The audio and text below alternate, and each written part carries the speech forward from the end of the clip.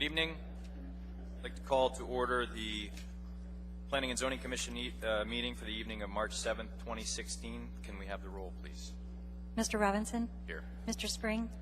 Here. Mr. Spinelli? Here. Ms. Bailey? Here. Ms. Barker? Here. Mr. Strike? Here. Mr. Walker, Mr. Sporhays, and Mr. Kane have been excused. Thank you. Thank you. Could I get a motion to approve the minutes of January 11th, 1st, and 8th, please?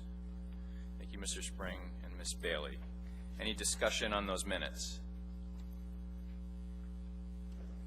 None? Hearing none, those minutes are adopted. Special order of business, executive sessions, disclosures. Mr. Spring. I have none. Ms. Bailey. None. Strike. Yes, on the consent agenda, 1A and B, I will not be voting. I was not reseated at that time on those items. Thank you, Mr. Strike, and welcome back. Mr. Spinelli? I will also not be voting on consent agenda 1A and B. Thank you. Mitzi? None. I have two disclosures I'd like to make. First is related to case 2016-0011, request to rezone from R3 to R4. My disclosure is that this particular parcel, my company, Cook Inlet Housing Authority, owns two parcels immediately to the south of this parcel. So one of them also on Cordova, one of them just inbound Cordova. So basically we're across the alley from this subject parcel. Two similarly sized lots as the petitioner's lot here this evening. We have some conceptual plans for those two lots. And over the course of the past 2 years, we have had a couple of conversation or two with the petitioner to understand, I think to share notes and to see what each other had planned, whether or not we can share costs on things like geotechnical stuff or paving of alleys.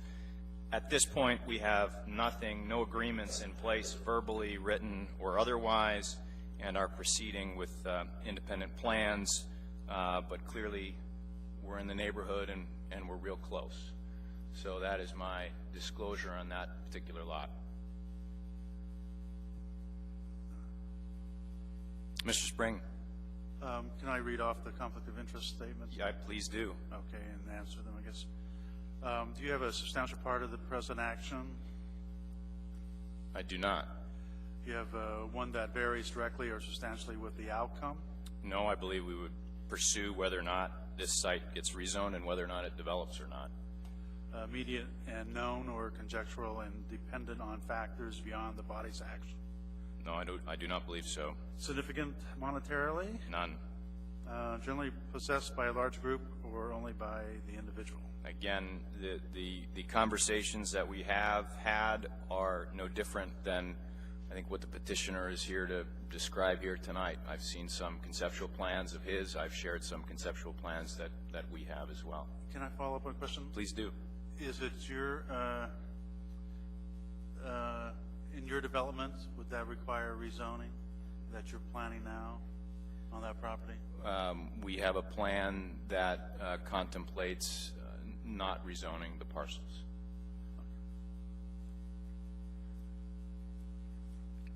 Anybody else have any issues? And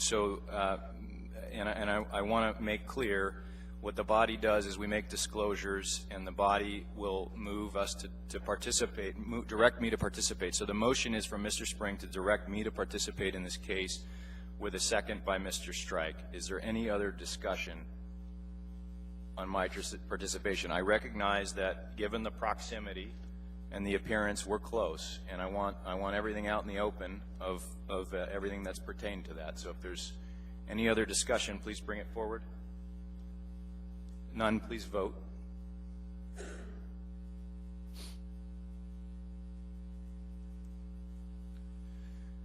So I have been a vote to 5-0. That's enough to direct me to participate. Thank you. I have another disclosure. Case number 2016-18, Bass Pro Shops, seems to be the neighborly thing this evening. This particular site, my company, Cook Inlet Housing Authority, just recently completed a 70-unit development immediately to the north of this site. In fact, when we started looking at the project, we contemplated developing on this particular site as well. So the owner of the site is Alaska Housing Finance Corporation. They're leasing this lot. They are a co-general partner of ours and a funder on the lot uphill, if you will. And we are, Cook Inlet Housing Authority is continuing to operate that housing site. They otherwise have nothing to do with the case before us. No extended relationship after that development that extends to this lot, but clearly we're in the neighborhood. Does that make sense? Everybody understand that? Mitzi, would you like to move for me to participate? Yes, I'd move that you participate. Thank you. Mr. Strike is seconded. Any discussion? Hearing none, please vote. So I get to participate with you fine commissioners all evening here this evening. Thank you. Next up, annual election of officers. We have a pretty slim board this evening. I would ask that a member make a motion to postpone until next week. Mr. Strike, is that your motion? Yes, that is my motion. Seconded by Ms. Barker. Any discussion? Hearing none, we will move election of chair and vice chair to the March 14th meeting. Next up is an information item is to staff. This is related to fees for special land use permits for marijuana. Does staff have anything they're willing to state on this? Have no comment, Mr. Chair. I'd be happy to answer any questions that the commission might have. This is an information item only. It's not for action by the body tonight. Okay, so we're not looking for a motion to approve, Mr. Strike, but do you have a comment? No, my comment was out of order, just trying to keep things in sequence. Didn't know the appropriate timing on G1 in that motion to postpone indefinitely in the event we have participants that may be in the audience. Okay, so we'll come back to the information item. Mr. Strike's motion is to postpone case 2016-23, Sears Roebuck, remand from Superior Court. This is related to the large retail establishment at Sears Mall and Nordstrom's Rack. So skipping ahead, can we hear from staff the reason for the postponement, or if there's a date certain to postpone to at all?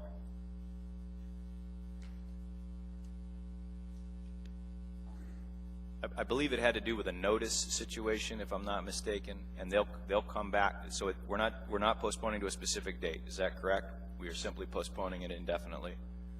That's correct, Mr. Chair. Okay. Thank you, Mr. Strike. Can I get a second to that postponement? That is seconded by Ms. Barker. Any discussion? Please vote. Need a vote on that. So the case related to 2016-23 Sears Roebuck and Nordstrom Rack, that has been postponed, not to a specific date. So if you're here for that case, that will not come up tonight, and we don't have a specific date in mind. But we wanted to get that out of the way in case those of you are waiting for it. Back to the information item. Mr. Strike, you didn't have any issues on C3 information item? Okay. My only comment is this. It looks from staff's packet that we passed a recommendation on to the Assembly on how to handle special land use permits for marijuana. I think in the process we missed providing an opportunity to charge for fees. I think this type of thing being brought through on an information item rather than back to the Commission is totally reasonable. I know there's some other items that are being contemplated by the Assembly that I think are more substantial, that we would of course always ask that they come back for full public hearing. This is not one of those, so thank you for that item. Resolutions for approval. Lori, do we have? We have two resolutions as well as a minor amendment to approve site plan on the consent agenda for the resolutions. So we do not have. Do we need to actually?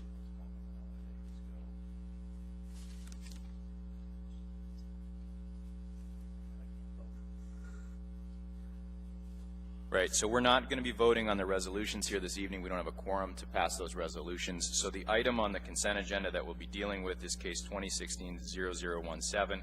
Could I have a motion to approve the consent agenda? Just to get it on the table. Thank you, Mitzi. seconded by Ms. Bailey.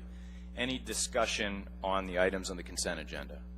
Is that yours, Mr. Spring? Yes, I think it's probably a good idea to pull it just so we can make some findings, just to touch those bases. Otherwise, they don't have any resolution to base anything to base the resolution on. So I'd just like to pull it just to do that. Okay, very good. Since it's the only item on the consent agenda, we can just pass it. So please vote on the remaining of the consent agenda, which I guess is 2 resolutions that don't have the vote. So we're gonna vote on it anyway.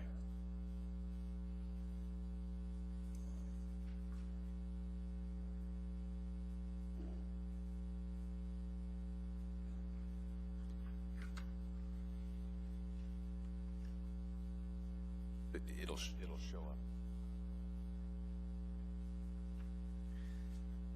Once we clear the queue, and while I let you, so those are not considered approved. We'll postpone them till the next meeting. As such, the item pulled is case 2016-0017. Mr. Spring. Yes, I can't make a motion, but I'd like to make a motion to approve case 2016-0017. Okay, is there a second? I'll second it. That's seconded by Mr. Strike. I'll be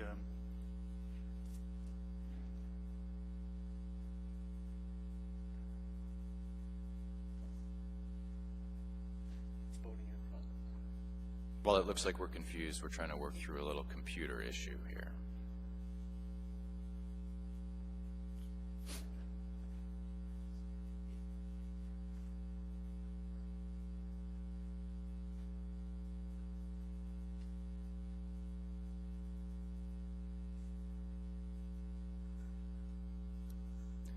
Okay, so we have a, John, can you hit your, there you go, and whoever seconded that, I think, Mr. Strike, thank you. So we have a motion to approve case 2016-0017 from Mr. Spring, seconded by Mr. Strike. John, go ahead.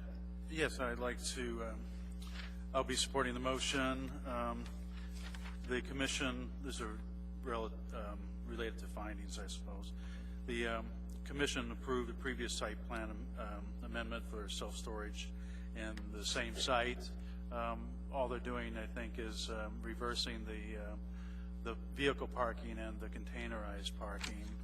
I also find that it meets standards for self-storage facilities and vehicle storage yards, 2145-290, and also the general standards for site plan approval, 2150-200.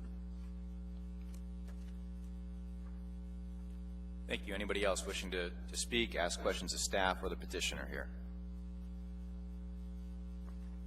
Hearing none, please vote.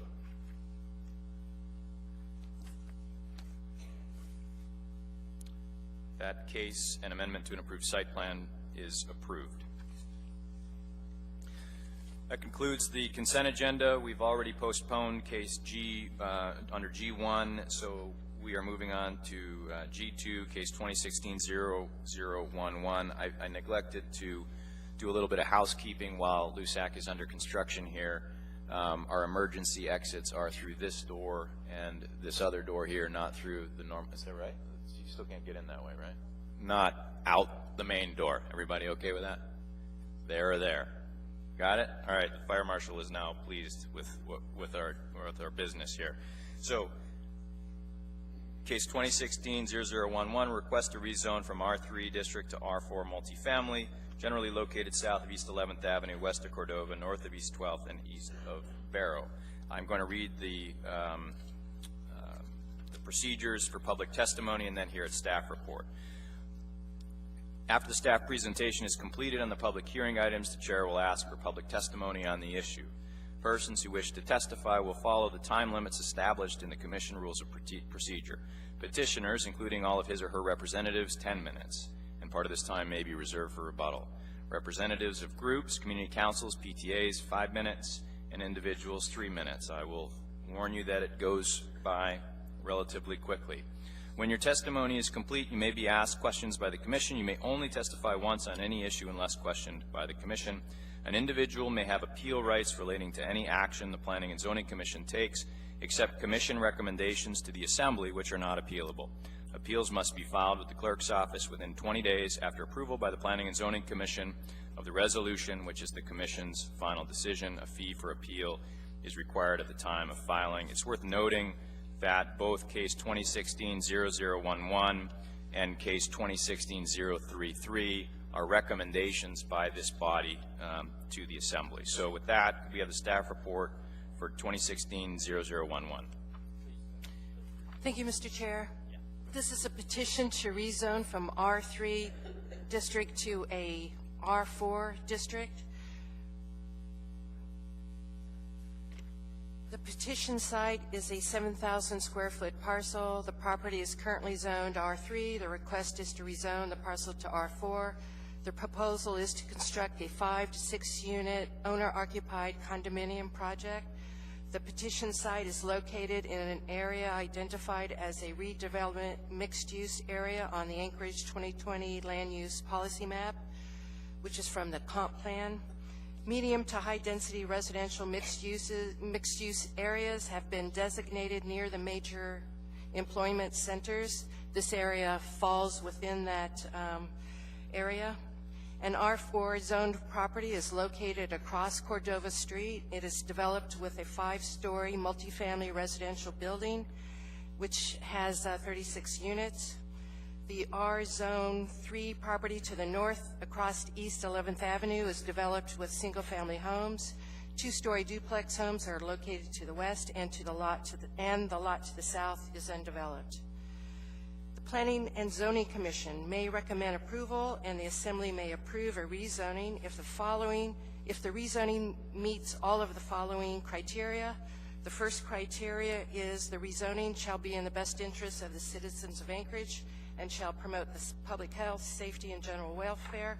This standard is met. Given the historic density of development and rate of redevelopment, the Anchorage Bowl does not have sufficient vacant buildable residential land to accommodate the demand for housing units forecasted over the next 15 years. I'll read a short segment from the Anchorage Housing Market Analysis that was done in 2012. It says that infill development can bring more homes closer to jobs, reducing the impacts on transportation systems and supporting ridership for transit. The Anchorage 2020 Anchorage Bowl Comprehensive Plan, the standard is met for the second criteria, which reads the rezoning complies with and conforms to the comprehensive plan, including the comprehensive plan map. It meets, the rezone proposal meets policy number 1, policy 5, policy 6, policy 9, and policy 12.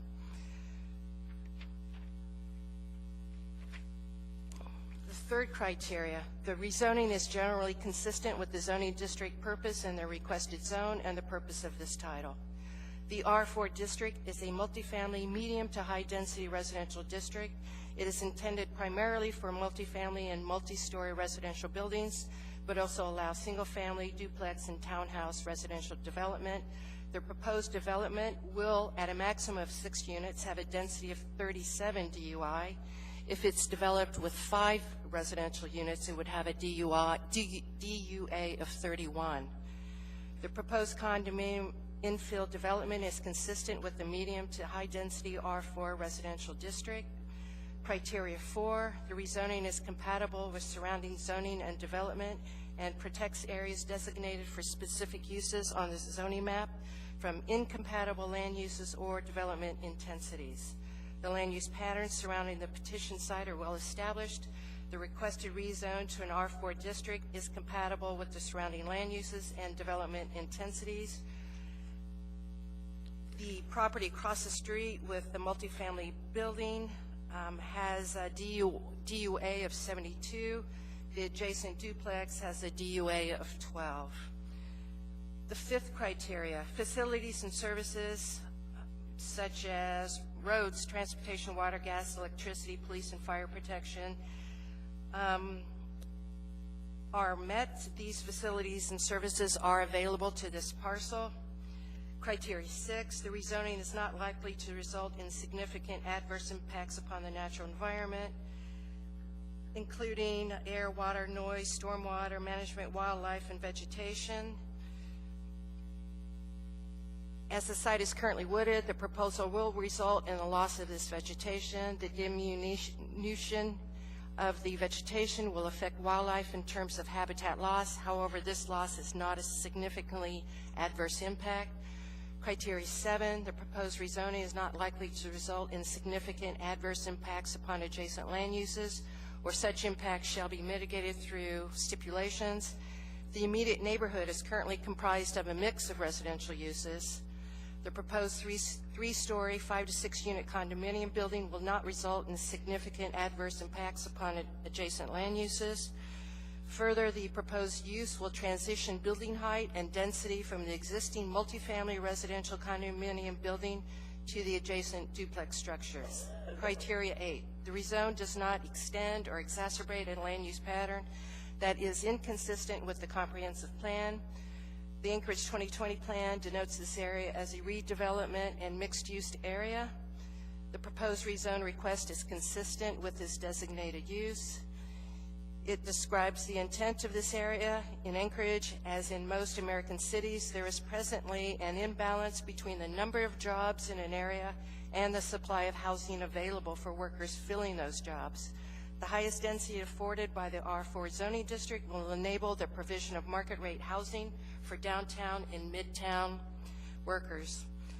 Criteria 9, the rezoning shall not result in a split zoned lot. A split zone lot is not created. Under the discussion, staff looked at what the highest that they could build on this site, and it looks like it would not be any higher than 42 feet, and that further, the 42 feet represents the highest point of a roof sloped at a rise-to-run ratio of 5:3. The draft land use plan map designates the neighborhood as a multifamily neighborhood with either a, would allow more than 35 units per acre. The subject site is proposing either a 31 or 37 DUA. As noted above, the requested rezone is supported by the Anchorage 2020 Anchorage Bowl Comprehensive Plan, specifically the policies and the redevelopment mixed-use areas, and it's also within the transit supportive development corridor designated on the land use policy map. And the draft land use plan map also supports this rezone. And the rezone to R4 is also supported by the Anchorage Housing Market Analysis. Under public comments, there is a letter in your packets which was signed by several concerned neighbors in the area who are opposed to the rezone.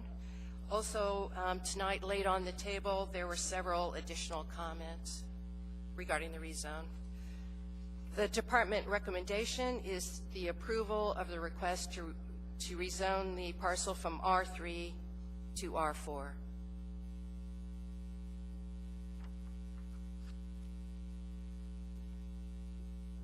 Thank you. Mr. Strike has questions of staff.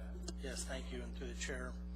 If I look at the summary correctly, this lot that is in question is 7,000 square feet, and the R3 zoning minimum lot size identified as 8,500 square feet. So already, in my interpretation, that lot is substandard to this classification anyway. That was for the number of zoning, the number of units that they wanted. I think the minimum size is actually 6,000 square feet. Okay. And okay, understood. Thank you for that clarity. Yeah. And that under the proposed R4 zoning, the current minimum size standard is 6,000 square foot lot, and that this lot then meets that standard. It does, Mr. Strike. Thank you. Mr. Spring.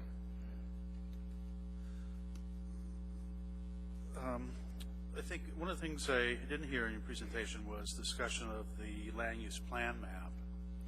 And we all know on the commission that that's something that's coming down the pike.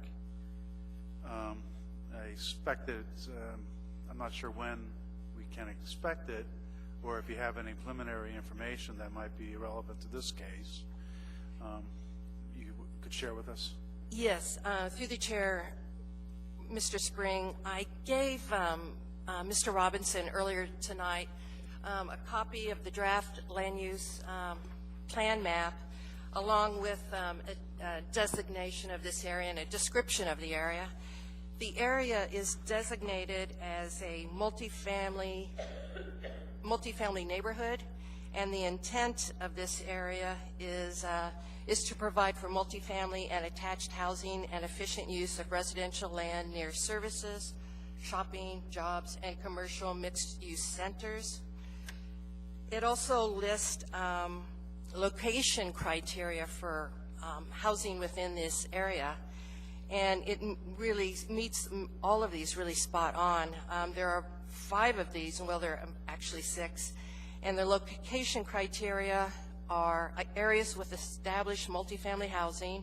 Second one is areas of transition between higher intensity uses and low density neighborhoods. It's also meant to be an area accessible to arterials without traveling through less intensive uses. The next one, it should be in an area within walking distance of schools and other community facilities, transit routes, shopping, and employment. There's a transit stop just outside, just right adjacent to this particular lot. And it's also, it's supposed to be areas that are underutilized and well-positioned to provide more housing within a quarter mile of transit-supportive development corridors, which it meets, and near town centers and city centers, which of course it's near downtown. And the last location criteria is areas well-positioned for redevelopment and designated by an adopted plan for medium intensity use. Can I follow up, Mr. Chair? That sounds like what you read is for multifamily neighborhood. Yes, and that's how this parcel is designated on the draft land use plan map. But then the zoning districts applied to that are R3 and R2M. R3 and R2M, you're right. So it doesn't say R4. No, it doesn't say R4. So the appropriate one would be high-intensity urban neighborhood. Yes, which is just, you know, as I said in mentioned in the staff report, it's just on the other side of Cordova Street from here. So it's separated. The multifamily housing units just across the street, the 36 units, that's R4, and that's where that district begins, the R4 district. Well, it seems to me that this would not be, this rezoning then would not be consistent with the proposed land use plan map. Yes, if you were to look strictly as it's, well, we met with Tom Davis and Carol Wong, and they both were supportive, and their comments from long-range planning are in your packets, and they were supportive of this rezone.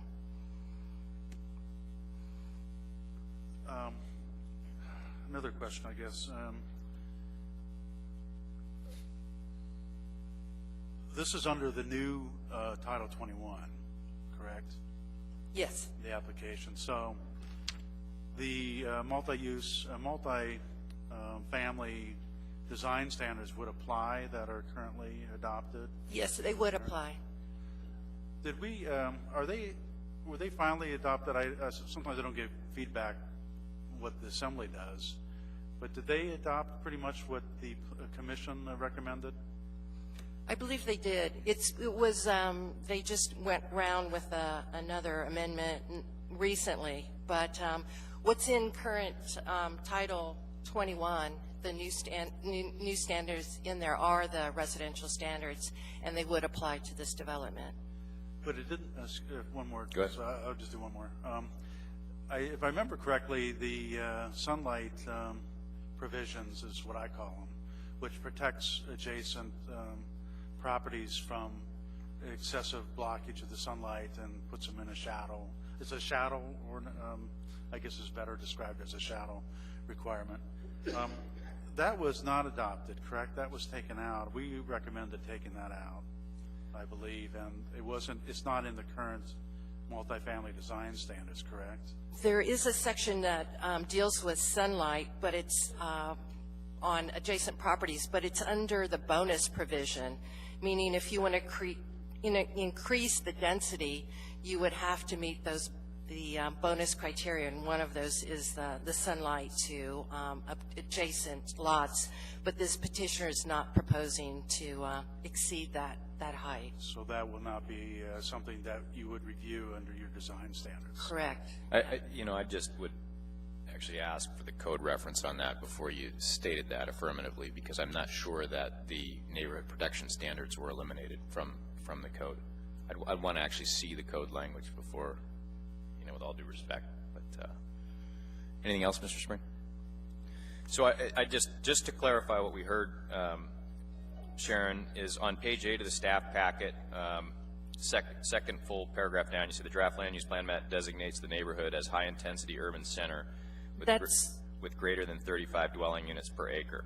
Yeah, that's incorrect. When I looked at it again, it seems to be it's in that light brown area, which is designated as multifamily neighborhood. Okay, so that's what that should state, Yes. with the acknowledgement that the long-range planning staff that are putting the land use plan map together have also provided a letter in support of this rezoning request. They have. Okay, thank you.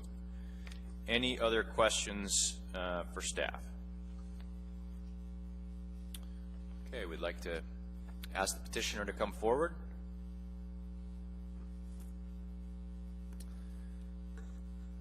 I'm going to state your name for the record and let us know how long you'd like to reserve for rebuttal. Yeah, my name is Seth Anderson, and if I could reserve about 4 or 5 minutes, 4 minutes at the end for rebuttal. Great. Before I start, could I ask a question about the voting procedures and the number of people present and the number of votes required? Yeah. So right now, a short board, considered a short board, is 5. So you don't have a short board. We do need 5 affirmative votes. Maybe staff can weigh in on the petitioner likely has an opportunity to postpone at his cost. Is that right, given that it's not a short board? Mr. Chair, that is correct. So do you know, you want the details of that, Seth? Sure, yes, please. Okay. And just so everybody knows, the issue here is even though we're 6 here tonight, it doesn't take 4 or a majority, it takes 5. 5 of the 9 seated commissioners, but there are only 6 of us here tonight. Yes, the applicant could request postponement, and the cost of that is $845. And can I ask, does it immediately go to the next meeting, or does he choose a meeting? How does that work? The applicant could choose the date. Okay. Okay, I choose to continue tonight. I don't Okay. need to postpone, but so good evening. My name is Seth Anderson. I'm the petitioner and the owner of the property. I'm a structural engineer and run a local firm that provides engineering services for construction, building construction, and also manages commercial and residential development projects. So I'm not sure how familiar each of the commissioners are with the R3 and R4 zoning, but I'm making the assumption that everyone's read the application, my application, and the staff report, and got a good summary from Ms. Ferguson. Is that a proper understanding, or do I need to go into detail on the specific differences between the R3 and the R4? You know, maybe you can pose that as maybe if there are questions, they can ask you that, and that frankly saves you some time if you want to go into the main part of your testimony. I think that I'll wait till the end to see if there's any misunderstandings or questions. But so there's 4 primary topics that I want to draw your attention to before it's opened up for public comments. And the first is that Anchorage has a shortage of housing. Second is that this location is an ideal location to provide additional housing capacity in Anchorage. The third is that the planned rezone, the proposed rezone, is consistent with Anchorage Development's plans and policies. And lastly, because new construction costs are very expensive, it's difficult to be able to provide reasonably priced and quality construction, and we should be doing whatever we can to improve on that. So first, going into the housing inventory, recent reports and observation of the housing market indicate that there's a shortage of housing in Anchorage, that the housing that is available is extremely expensive, it's old, inefficient, and in poor condition. The specific location here, it's It's next to it and within walking distance of major employment and entertainment centers. It's adjacent to transit routes. It's near to public schools, adjacent to parks and open space. It's right next to a designated bike lane. It's a couple blocks away from the Chester Creek Trail system.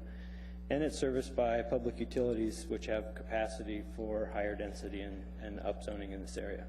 So from an infrastructure and amenities perspective, this location seems appropriate for redevelopment and additional housing capacity. The city's growth plans and policies, the Anchorage Bowl Comprehensive Plan, Anchorage 2020, calls for redevelopment, infill, and mixed use for this area.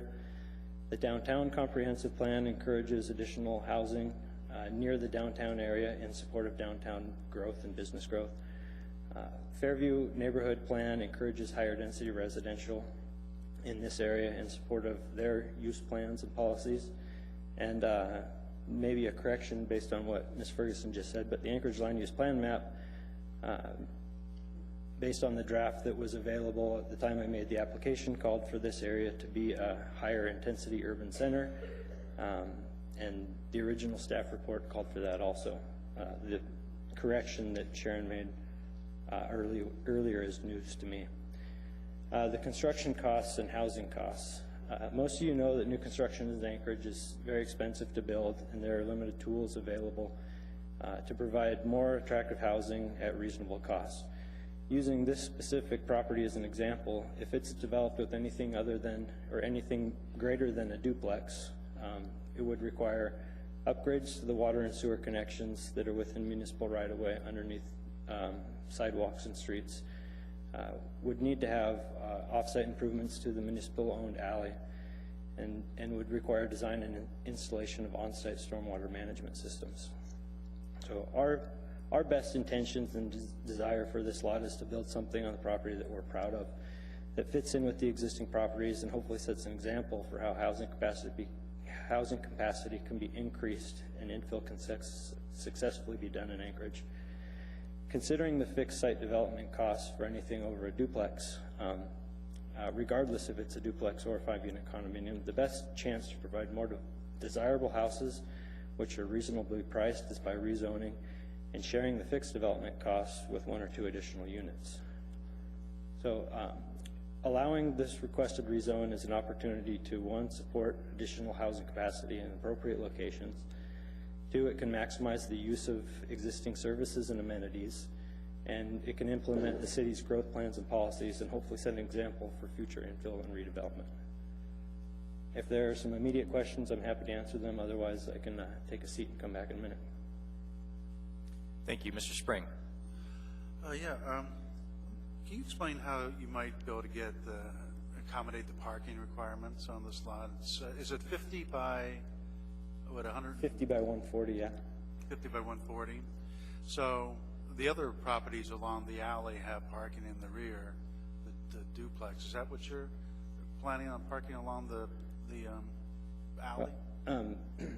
Because we don't have specific site plans, waiting for the rezone to be approved or denied, I can't answer specifically how it will be done, but I could give an example that might clarify something for you. Under the current zoning in R3, you're allowed up to 4-unit development. There's no limit on the gross building size. There's no limit on the number of bedrooms that you can provide in that development. If you could fit the parking on the site for 4 units that are 3 or 4 bedrooms each, you would be allowed to. The site is going to be limited. The development of the site is going to be limited by the number of parking that you can accommodate on site. If you had 5 or 6 units, you couldn't have 5 or 6 units that are 3 bedrooms each and provide that kind of parking. If you had 5 or 6 units that are a mix of 1 and 2 bedroom units, there's a handful of site layouts that could accommodate the parking for that. Through the chair, I just, so you're assuming that you can get the parking and get the extra unit, but you haven't really. Well, we've done our due diligence to get to the point and put in the effort to come and ask for this rezone. So we do have specific site plans that we are prepared to propose if this gets approved. And so to answer your question, yes, we do have a few site plans that accommodate the parking required for the development that we're anticipating building. Okay, thank you. Ms. Barker.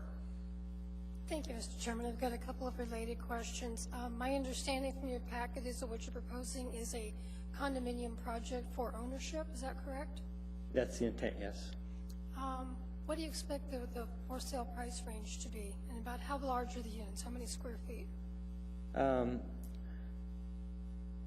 So our plan right now, and the most feasible plan that we have, is actually 5 units, not 6, and they are a mix of 2 and 3 bedroom units between 1,200 and 1,500 square feet each. Or what's your target sales price?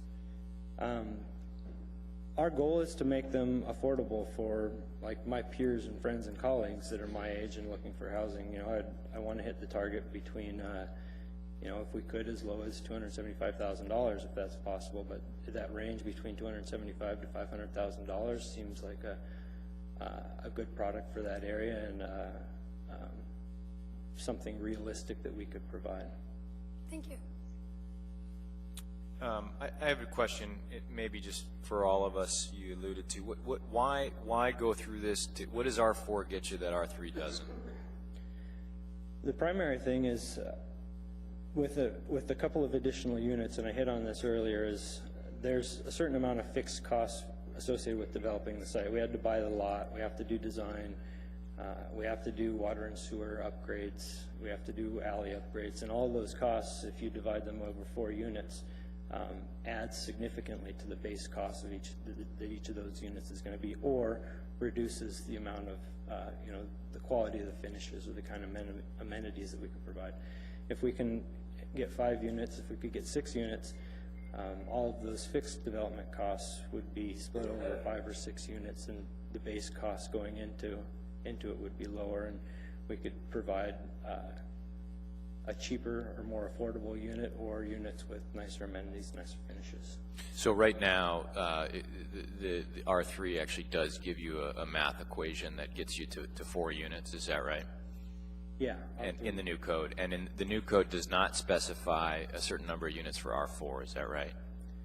Right. R4 is not limited by a specific count. It's limited by floor area ratio, gross building area, lot coverage. And in your estimation, having done your due diligence, and I mean, could you get 8 units on this site? Could you get 10 units on this site? What's the max that you can get on the site? So I didn't ever look at maxing the site out with 1 bedroom or studio units, but you know, quickly thinking about it, I think that if there was 1 parking spot required per studio unit or 1 bedroom unit, you could fit 8 or 9 units on the site. Great. Thanks. Mr. Strike. Yes, question through the chair. What kind of height do you currently plan for these 5 or 6 units that you currently have identified? Our concept Guys, now is... excuse me. There's an off button to that phone, please. Or you can go out and the petitioner's up here, please. Thank you. Go ahead. Our concept now is for a 3-story building, so if you took roughly 10-foot floor-to-floor heights, you'd be at 30 feet to the top plate of the 3rd floor. So the restrictions of the R3 zoning is not inhibiting you? And No. R4 zoning doesn't enhance your abilities? No, it doesn't. And I think it was hit on a little bit earlier that because if this is R4 immediately adjacent to R3, there was daylight provisions that would require you to maintain a certain amount of daylight on the adjacent property that limit it to about 40 feet. So if this were to move forward, having a restriction on this particular piece of property of the 35 feet would be acceptable? The restriction to R3 height of 35 feet would be acceptable for my proposed development. I don't know that based on principle of rezoning and future trends that would be an appropriate limitation to make, but it wouldn't be a problem for our proposed project. Any other questions for the petitioner at this point? Hearing none, you have 5 minutes, 21 seconds for rebuttal. Thank you. At this point, I'd like to call people down for the public hearing on case, where are we at? 2016-0011. And could I please just have a show of hands? Who's intending to testify in this case? So we're kind of maybe a third to two-thirds left, maybe 10 people. Okay, please come down. Whoever's coming first. Those that are coming second, please line up behind that person. So we got a pretty full house here tonight, so we can keep things rolling. So if you see somebody at the podium testifying and you'd like to testify, please line up, somewhat behind them and keep that going. Thank you. Please state your name for the record. And again, to remind you, if you're testifying as an individual, you have 3 minutes. As a group, you have 5 minutes.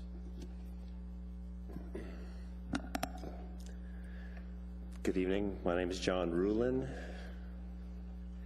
You spell your last name? It's Ruhlin. Thank you. And I'm a homeowner in the neighborhood. I understand the need for additional housing in Anchorage and for additional high-density housing. I don't, however, think that this need in and of itself justifies the approval of every rezoning petition, and I think that's obviously the reason that there are 9 rezoning criteria that must be met. As I looked at the rezoning criteria and heard them read tonight, it occurred to me that some of the explanations offered don't seem to logically support the conclusion that the criteria have in fact been met. Looking specifically at criterion number 3, that the rezoning is generally consistent with a zoning district purpose in the requested zone. In the explanation, there's not a single mention of R3 zoning, but only R4 zoning, the proposed rezoning. That doesn't make much sense to me as I read through it. In criterion number 4, which states that the rezoning is compatible with surrounding zoning and development, there seems to be a focus on the properties in the R4 district, particularly the large 36-unit multifamily dwelling on the east side of Cordova, and this proposal isn't in fact compatible with the zone in which it sits. And in criterion number 7, that the proposed rezoning is not likely to result in significant adverse impacts. The explanation simply repeats the criterion. In other words, the explanation isn't much of an explanation at all. It just restates what the criterion is. So it doesn't seem very convincing. I guess in conclusion, the main argument in favor of rezoning seems to be based on the lot's compatibility with a 36-unit multifamily dwelling on the east side of Cordova, and not on its compatibility with the rest of the neighborhood in which it sits. And that's my concern. I would also like to mention, I heard earlier that the area is well positioned for redevelopment. I don't think that's the case at all. The area includes a lot of newly developed condominiums, duplexes and fourplexes. In fact, some of them are still currently being constructed. So I don't think the word redevelopment applies to this area at all. There's going to be very little redevelopment in the foreseeable future. Thank you. Great. Thank you. I see no questions. Thank you for your testimony. Welcome. I'm Kelly Fisher, F-I-S-H-E-R. I live at 142 East 10th Avenue, which is the corner of 10th and Barrow. I'm opposed to the rezoning. I would like to see an easier transition out of our soon-to-be historic single-family dwelling neighborhood. One thing that hasn't been mentioned, I just wanted to bring to the Commission's attention, is, and this deals with adverse impact, with parking. This is on the corner of 11th and Cordova. There is no parking on Cordova. On 10th, across from Denali Montessori, which is where I live, 10th requires a residential parking permit. Barrow, which runs from 10th to 11th, requires a residential parking permit. Barrow from there to the alley is dirt, and the alley is dirt. And there's parking on 11th. People who work downtown sometimes park there. In the wintertime, a number of cars appear to be abandoned there, plowed in. So this development, and the property is rectangular, and the narrow side is against the alley. The long side is against Cordova. So I'm not opposed to having this lot developed. It's sort of a junky lot sitting where it is. It'd be nice to have people living there. But the more people who live there, the more difficult the parking, which is already somewhat difficult, is going to be. Thank you. Thank you. Thank you for your testimony. As I mentioned, if the person, come on down, but you know, whoever's next, if you could queue up behind this lady, it would really help us speed things up. Thank you. Welcome. Good evening. My name is Rosemary Karish, and I reside at 237 East 11th Avenue, which is across the street and one house over. Could you spell your last name, please? K-A-R-I-S-H. Thank you. I come before you tonight. I'm testifying. I'm not an architect. I'm not a developer. I'm not a business owner. I see this pretty simply.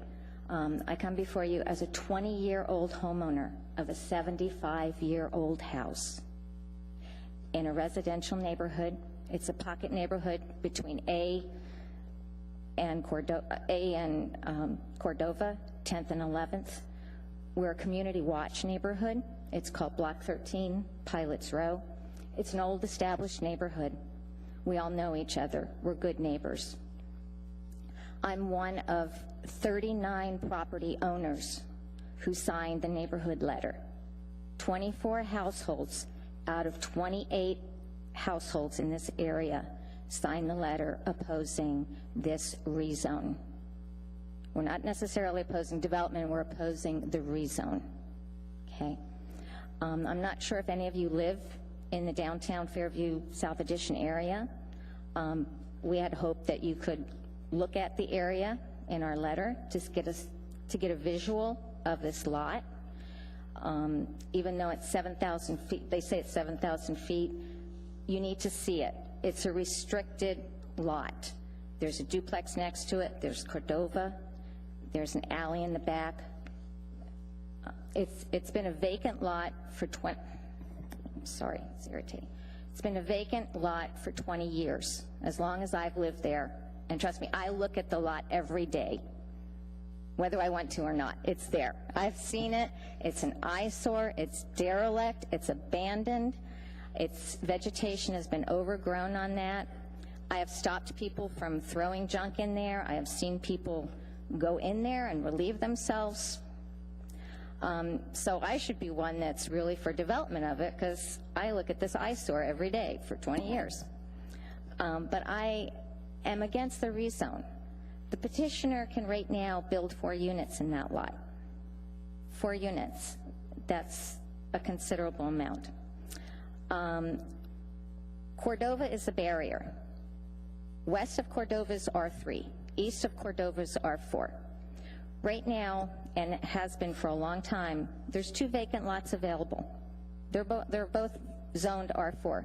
There's one 2 blocks east on 11th Avenue. There's another 1 block east on 10th Avenue. Yet the petitioner decided to purchase this lot that's R3 and wanting to rezone it to R4. There's lots of ironies involved. Ma'am, unless we have a question, that's your 3 minutes. So any questions for the... Okay, I'm sorry. Thank you for your testimony. I'm not letting you testify because that phone now. That was my pet. All right, so not mine. just a reminder, when you see the yellow light, you have a minute left, okay? Okay. Go ahead. My name is Jeanette Greenbaum, and I live at 231 East 11th Avenue, and that is 3 lots in from Cordova, and I too see this lot daily. It would be great to have some development, but I am against the R4 primarily because of the increasing units. I just don't even see how it's possible to put that many people in that small unit with the parking issues we have. We have a significant problem with parking during the snow years. We haven't had any in a couple years, but I'm actually the first driveway in on 11th, and it is even people on the other side of the street use my driveway as a turnaround, and when they have parties or friends over, it's crowded. And 3:30 every day at the school, all the people are lined up picking up kids on that street. So we have parking issues as it is without any development on there, and I'm really concerned about the development with R4. 4 units already on R3 seems a bit, but we're here to talk about increasing that, and I'm against that. I personally have been in this lot my entire life, and I bought it from my grandmother, so my mom was born and raised here too, and it would just be really hard to see that. Let's see. And I think the biggest thing is this many units just doesn't fit our R3 zoning right now. We're a very close-knit neighborhood, and we would like to see it smaller and more community oriented. So that's all I have. Thanks. Thank you for your testimony. I don't see any questions.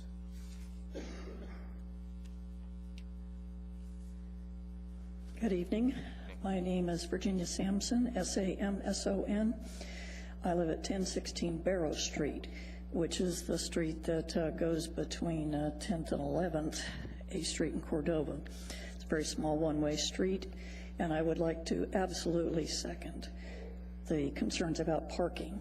And Mr. Spring was right on asking questions about that. There are any number of reasons why I would oppose the rezone, but the parking situation is the most serious. And living on a small one-way street, I can tell you that nobody enforces any parking regulations whatsoever in that neighborhood. I've lived there. I moved in on March 30, 1981.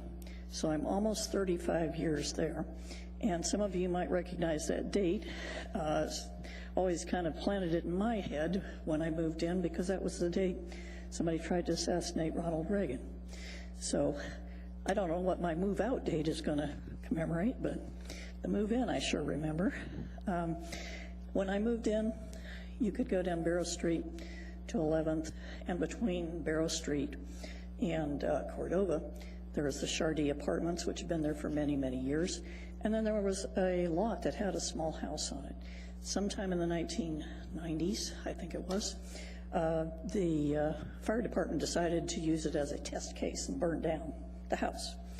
There was a lot of excitement in the hood at that point, but that stayed there for a while. And the next event that happened was Tilly Reeve, who lived across the street at 209 East 11th, unfortunately passed away, and she left the property. Initially, her thought was to donate it to the city as a small park. The city, in their wisdom, rejected that, and so the next thing we knew, there were 3 duplexes that went up, and then this lot that's under the rezone discussion tonight was sort of left. They did the 3 duplexes, and then there was sort of this leftover lot, and it's been like that for years. So I have no objection if they want to do R3, might be nice. But the biggest problem is going to be the parking. There's no parking on Cordova. There is no parking on 11th. And I wish I could say that people who have parking all parked in their parking spots or garages, but they don't. They park on the street. And so this is going to throw anywhere, you know, if you have a 4-unit thing, 2 cars each unit, 8 cars, where are they going to go? They're all going to gravitate to the street. Because if you go by and look at where the duplexes are, everybody parks on the street. And they have like double-car garages in the back. So anyway, thank you for your time. And again, I oppose this rezone. Thank you, ma'am.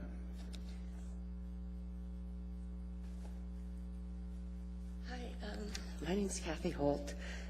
I was born and raised, lived in that block, and I still have family, friends, and a lot of friends in the neighborhood. So I come to visit people often, and parking is a huge issue. And what she just said about the duplexes, the people, when those duplexes were built, they have parking. People living in them, they park on the street most of the time. And they won't, I don't even see how you can build anything more than a duplex on that lot sit there. And I guess it's zoned that they can come up with a plan for more. But I can't imagine what they're going to do with the cars of the people that are going to be living in those homes. He was saying 2 and 3 bedroom units. That's at least 10 cars, at least. And nowadays, people have 2 and 3 vehicles for a 3-bedroom home. I mean, families. It's crazy to even think of. When you look at that lot, you drive down 11th and there's a stop sign. You can't park right in front of that building that they want to build there. You can't park on Cordova. And the only parking you can have is in off the alley. I can't imagine the city giving them any permit to turn into that property off of Cordova. I don't see how they could do it off of 11th. But if they do, where is this parking going to be? To me, even underground parking, how are you going to fit 10 places on that lot?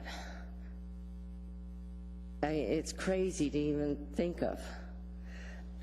I do agree that, it would be nice to have some sort of a building there, a duplex, or, if they could accommodate parking or not for a fourplex. I don't know. I can't imagine. So I'm totally against it. I've noticed, the previous people said, the parking issues, because I'm a visitor when I come to visit friends, and there's no parking. It's terrible. But thank you. Thank you for your testimony.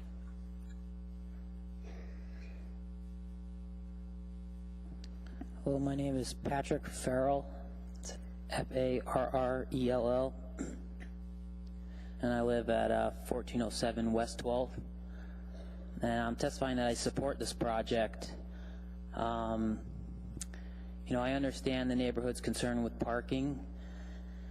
I think there's honestly too much emphasis put on parking, and we're blocks away from the center of the largest city in the state. And you look at places like Seattle, other urban centers, and they make parking work and focus on higher density. And I think Anchorage needs to do that. For a 2,300 square foot house, you require 3 parking spaces. That's 3 paved areas, like 10 feet by 20 feet. That's a lot of pavement required for just that, a single family residence.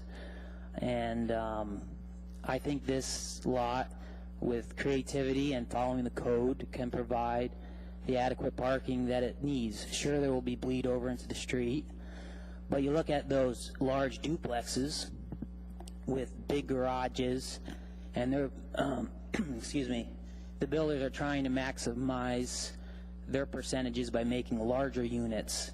These go with people with more vehicles, more parking. You look at a lot of these studio apartments, 1-2 bedrooms. It's a single person living there with 1 car, would be my assumption. I think of places like Bootlegger's Cove. There's a lot of that, a really high density place right next to downtown, quality projects going up, and parking there. I totally see the historic relevance to the Pilot Row area, but visually this area seems separate from it. That whole street he's on to build this lot are what I would consider lower budget construction of large garage facing the street houses, not a historic part. You cross that, and yes, you hit these older development, and I'm all about preserving that. But I sort of see this as on the fence to Fairview, which is having a housing shortage and really needs quality development, and I feel like this project would bring that. So if he's left with a fourplex, Seth's probably going to be saying, well, I could build bigger houses, try to sell them for more, and maximize the square footage, or I target the smaller, more persons, because even to go fourplex, he's got to tear up the road, upgrade his sewer line, and all these fixed costs. So it's like A or B kind of thing is how I see it going. And thank you. Thank you for your testimony.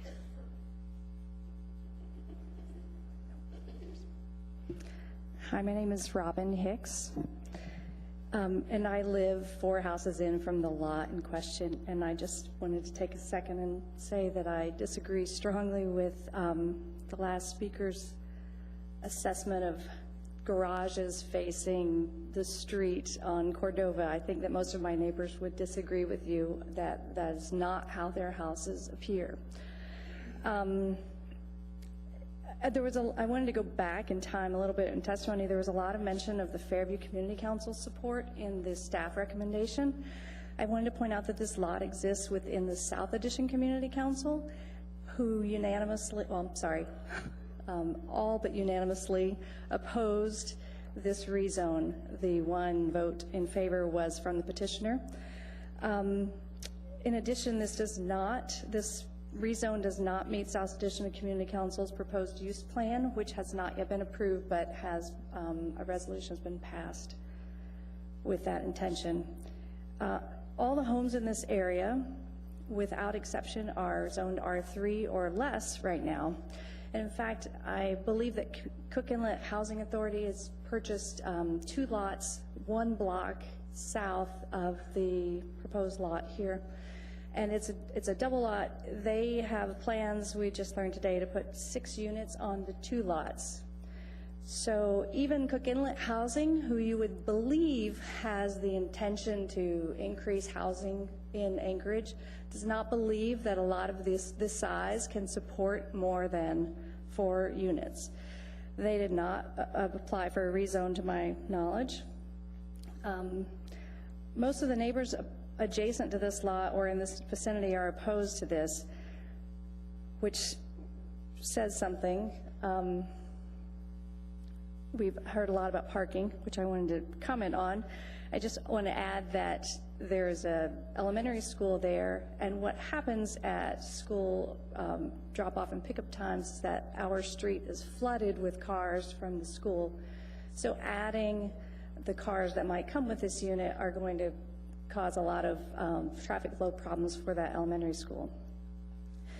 Finally, I know that his intentions stated are that he would put in 5 units, but as we've pointed out, he has the capacity to put in 8 to 10 units, as he's just said, and we all know that there's nothing to prevent him from doing so once he gets an R4 designation.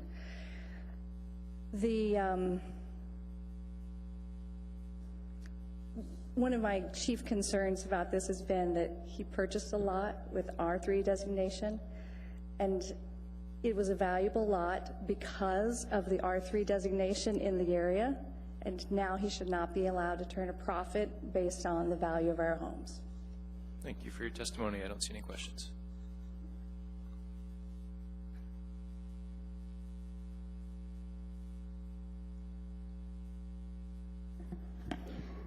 My name is Liz Johnson, and I need to disclose that I have somewhat of a personal interest in this since Seth is married to my niece. Also, I happen to be a 35-year resident of Anchorage and have spent 30 of those years at various places in South Addition in high-end condos that I own, high-end houses, renting medium houses, and I now am just across the South Addition line in Fairview, which in an apartment, which is a different kind of scenario. Mr. Fisher made the point that this has been a junky lot, and those of us who are familiar with this South Addition area, particularly this east end of the South Addition, would recognize that this is a classic infill situation. You have lots there that have been sitting there for all the time that I've lived in Anchorage since 1977. And the reason why they haven't been developed to this time is because they are costly to develop for all the reasons that Seth said, or any developer independently of Seth would have to do. And it's easier for bigger developers to find larger projects that they can go in and maximize the space, maximize the units, and make money that way. So these smaller lots throughout South Addition, particularly in that east end of South Addition and into Fairview, tend to sit there for longer times than other places in Anchorage. The project that Seth has proposed takes care, I think, a lot of those parking problems, and I understand that because I've lived in places where there were parking problems no more than my condominium across from Westchester Lagoon, where parking problems were there. But what happens with a good project like one that Seth is proposing is that you have people who are interested in walking to work, biking to work, which Anchorage is trying to encourage, probably single people or frankly people like me on the downslide of large-scale projects who want something kind of in the retirement area where you have one car instead of your traditional 2 cars. This project is not across from Denali School. It's 1 block removed. So you're not dealing directly with the school traffic, which I'm sympathetic to the people who live across from the school anyplace, because you do have school traffic. The staff recommendation, I think, is sound. The question on the comprehensive plan that Seth brought up, and there was a question on that, I don't know what that means. But the rezone area, I think, this is exactly the kind of project that someone should look at for a rezone. And if we're really going to encourage development in these infill areas, you're going to be dealing with young developers like Seth and like Pat, rather than more established developers like Spinelli's. So, thank you. Questions? Mr. Strike has a question for you. Hold on a second. Yes. Question through the board. Do you live in this community? Where do you live? I actually live right now right behind Pioneer Schoolhouse in an older John Schwam development on 3rd and Cordova. Okay. And I've lived like literally probably 5 or 6 different places at different levels and owned places in South Addition, Government Hill. So I'm, like many of the other people here, a long-time resident and understand that. Plus, as an apartment dweller now and having been a landowner, I understand both of those things. Thank you. Other questions? Thank you. Thank you.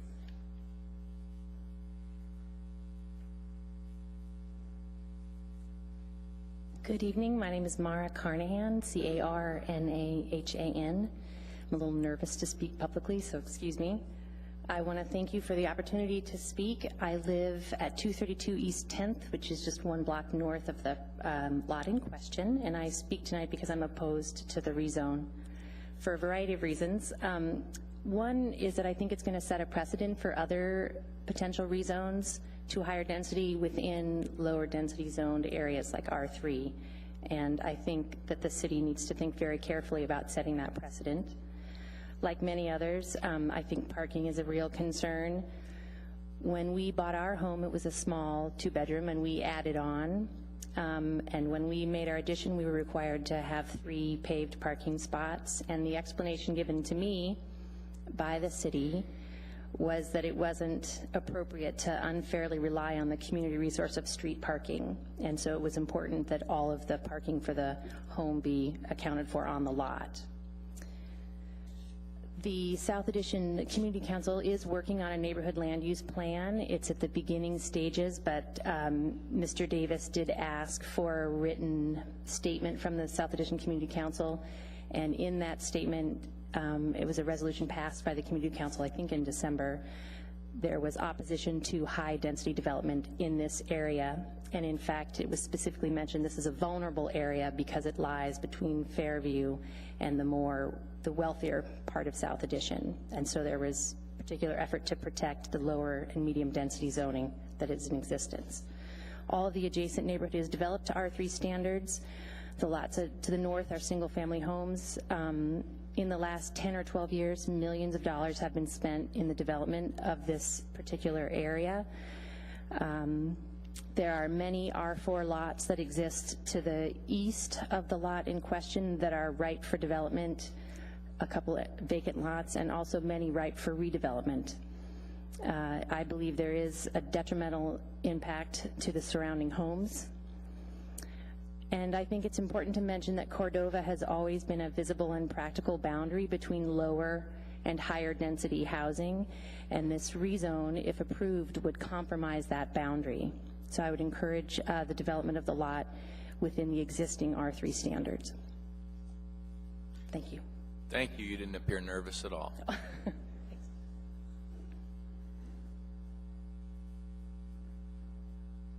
Mr. Fuse, are you? Yes, good. Thank you, Mr. Chairman, members of the committee. I'm Paul Foose, and I'm here representing myself and also my mother tonight. We've lived at 1031 Cordova, right at the corner of 11th and Cordova, for the last 55 years. She's 95 now. She doesn't get out that much anymore, but we've watched this property. I built also my own house there on the property right next to that, and we've watched this for the last 55 years. I can say every day of my adult life I've seen this property 2 or 3 times, and we don't like what it's become. It's become a hangout for chronic inebriates, a public toilet. They come out and harass and assault the people at the bus stop, and I just get tired of my young daughter saying, "Oh, Dad, look, there's another drunk." So that's what the property is right now. We'd like to see it developed. Now, one thing that has been discussed here is parking. Now, in front of our house on 11th, there's all kinds of parking. There's no problem there. You could park 20 cars there. Nobody ever parks there. Nobody from the condo ever parks there. We don't. Our parking is in the back. I don't see parking as a problem at all. So the other thing I like about the development, it's a condo. This is not some absentee owner putting a flop house in. People are going to own and live in and take care of these properties. We don't have a problem with that. People want to live downtown. So we strongly support this development. We're going to welcome our new neighbors when they come in. I know it's challenging. Mr. Robinson, you know the economics of the area. It's tough. You have to put in enough units to make it work. We don't see any downside. In fact, we see a big upside to this development. I thank you for your time. A question for you from Mr. Strike. Yes, through the chair. Again, you live at the corner of 11th and Cordova? Yes, sir. My mother's house is right at 11th and Cordova. We're 319 East 11th. Well, we built a big house on 2 lots. Okay, so it's a single family? Single family, yes. Both are single family homes. Yes, sir. Family home. Yeah. Okay. Thank you. And I had a question for you. Yes, sir. We've heard a lot about the character of the neighborhood, and I think I've heard people refer to it as the Pilots Road neighborhood. I mean, it's safe to assume that there's a transition in your mind. We've talked about the transition, whether or not it ought to happen at Cordova, but it very clearly happens at 11th Street. Is that right? Whether you're in South Addition or in Fairview, is that a safe comment? I don't think that's correct. I mean, you look at our whole block there. I built a $600,000 home there. You know, everybody's upgrading in the area. And actually, the line of Cordova, that's where that was Railroad Row. All the railroad workers lived there. And then the guys that worked for the FAA, basically FAA housing was the upper side. And at least half the houses do actually have garages straight out onto the street if you want to go walk by and look at it. So I don't characterize it that way at all. I know maybe people in there like to think that they're a higher value or a higher order than we are who live across the street. We often get that attitude, but I don't believe that's the case. Okay. Thank you for your testimony. I see no further questions. Who else is waiting to testify? 1, 2, 3. Okay. Hi, my name is Ann Thompson, Thompson. I'm a duplex owner, and it is at 230 East 11th, and it's 2 parcels west of the proposed rezoning lot. I'm in support of the building the fourplex on it, but not the rezoning, just due to the increased traffic that will be going through the alleyway, which is not paved at this time, and it's a big, it's gravel back there, and the increased driving back there could affect that gravel back there, which does divot and get ruts, and it's pretty nasty back there at times. And also the parking in the front. I think that it will be added, the added increase will cause congestion on the road. And yeah, short and sweet, that's it. Thank you. If there's anyone waiting to go after this lady, could you please queue up? Thank you. Good evening. My name is Cheryl Klein, C-L-I-N-E. and this issue seems all about boundary and adjacency. I live in and have owned the lot directly north since 1991. And I was a very proud woman homeowner in the neighborhood. And I stress that because when I moved in, I was really surprised to find out how many of the homes in this neighborhood were woman-owned. And that's sort of a more recent value that you can't really describe in historic terms, but it's part of the pride of this neighborhood. And I think you've probably seen a reasonable percentage of women here tonight before you, somewhat reflecting that. The percentage has changed over time, but that was a factor that was important to me. I'm here to speak against the rezoning. Definitely not against the development, though interestingly, my neighbor across the street, Paul's mom, is the one that told me not to buy it when I had the opportunity because she was afraid I wouldn't be able to build anything there because it would fall down as the other buildings she observed did in the earthquake. I also know that the former owner of my lot owned that lot for some time and used it as a garden. My view was it was a perfect spot for a community garden. Unlike some of my other neighbors, I appreciate the values of the vegetation there. I've lived there long enough to know that the neighbors have all been responsible for cutting down and cleaning up that vegetation on more than one occasion. So the neighborhood taking care of that lot. It's not been something we haven't cared about and that this is a new issue for. The petitioner says that what he's proposing is compatible in scale with the adjacent property. And let's go back to boundary. That's true on one of 4 sides only. And for everything to be reaching across Cordova Street for his basis of his arguments, I find difficult. Cordova is a boundary. I live on the boundary. I can't park on the boundary. I do have a driveway on the bottom end of my lot on 11th Street. I rarely use it. If I wanted to park down there, I rarely can. There is little parking on 11, especially for the corner lots because you're inhibited by the stop signs and the corner egress. I think it's really reaching to argue that the transit supportive, reaching to 15th Avenue, it's almost a quarter of a mile, so it's really just about outside that. Again, just on the edge of the boundary. Thank you for your time. Thank you for your testimony. I don't see any questions.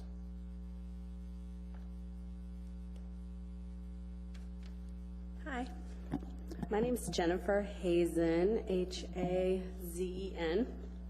I have lived in the past 10 years at 144 East 11th Avenue, and now I live at 115 East 11th Avenue. I, like everyone else has said, I see this project all the time, or the lot. And to me, it's pretty simple. I support the rezone because I think building a higher quality project for me is worth it. And I feel like if Seth can do that with his plan, I would support a higher quality project than less higher quality. And that's it. Thank you for your testimony.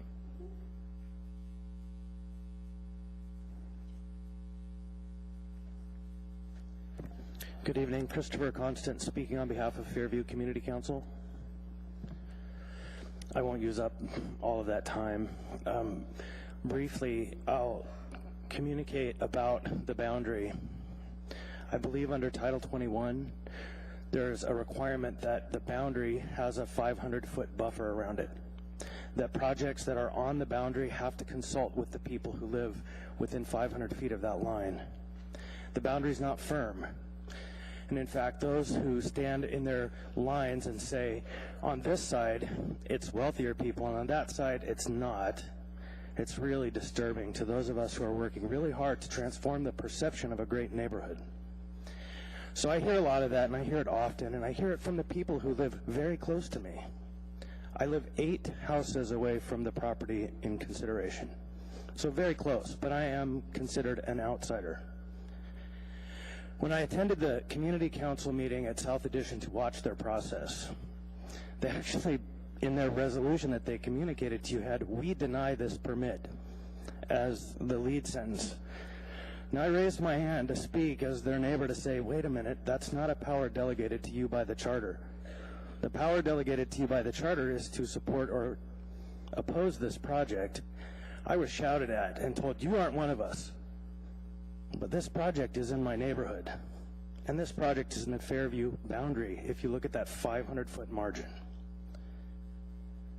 So my suggestion to those who are concerned about that boundary is, I suggest they come and participate in the council proceedings that are within 500 feet of their home, even if that means coming to 2 meetings instead of 1.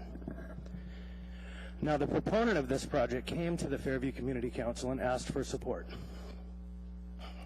Our council has a firm position that we don't take a position on a project in our neighboring councils unless they have had an opportunity, because we believe in being good neighbors, whether that's across some Maginot line or 8 houses or even half a mile away. And so to us, we had the conversation, and generally speaking, the room was interested in the conversation because it does match with the vision of seeing an improved and healthier downtown neighborhood. And now that Pilots Row section, those 2 blocks, it definitely has a distinct character to it. But if you step across the street, they are commercial duplexes that have not that value. But in the spirit of keeping with being a good neighbor, the Fairview Community Council didn't take a formal position on this proceeding. Now, no opponent of this project came and asked us to consider it or consider opposing. We were not asked to oppose, although I did receive a lot of phone calls, text messages, and emails from my neighbors who were opposed to this project. I definitely heard from them. So just in conclusion, last night or Thursday night last week, the executive board of the council told me it's my duty to communicate that the Fairview Community Council does not object to this project. We have not taken a position of support or opposition, but we do not object. Thank you.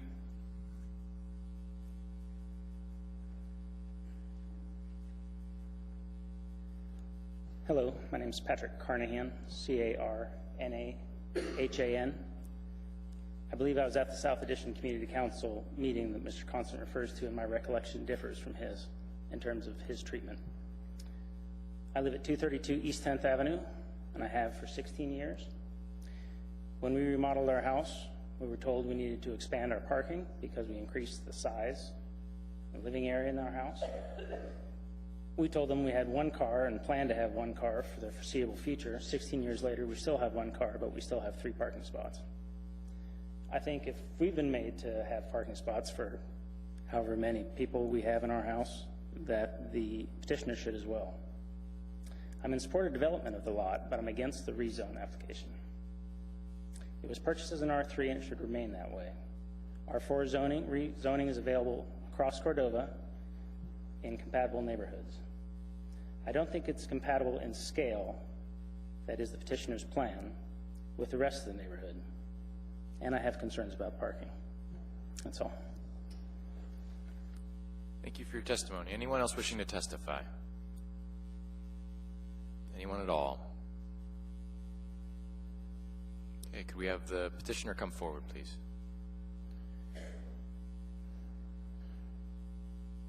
You have 5 minutes, 21 seconds for rebuttal, notwithstanding any questions from the commission. Great. Well, I want to thank and appreciate people that came in support. It's difficult to take time from your day to come out in support of things. It's not always that people do that. Listening to the testimony, I'm surprised how much conversation it generated through the community council meetings and additional meetings that I went to in individuals' houses.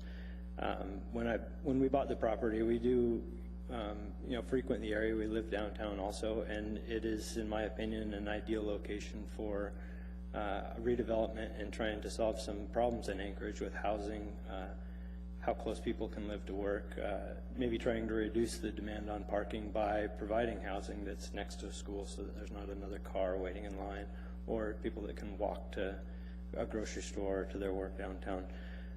So the parking issues seem to come up over and over and over. I think that the concept of our project is to try to reduce the demand on parking in the city in general. And in addition to that, as we go into the building permit process, we are required to provide code required parking on site. And it's just as simple as that, that if we cannot provide that parking on site, we won't get a building permit for it.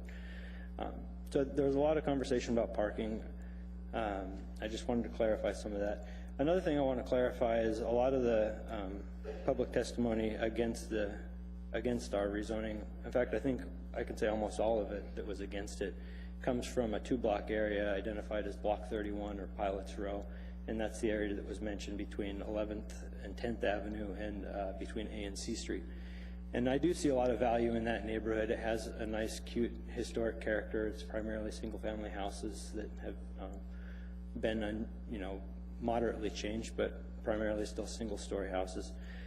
And I would like to make a distinction between where we're at on the south side of 11th and where they're at on the north side of 11th. And through my education and work experience, I've worked on projects, historic preservation projects to buildings. And what the Secretary of the Interior likes to see is a distinction between what's a historic area or what's a historic part of the building and what's a new part of the building. They like to see something that is significantly different so that somebody walking into it could know this is a historic area and this is not. And that applies to a neighborhood scale as well, so that when you come into Block 31 in the future, in 20 years when things have redeveloped and grown, that you can see, yes, I've entered into Block 31. There's a nice delineation between what's been redeveloped, what's higher intensity, and what's not.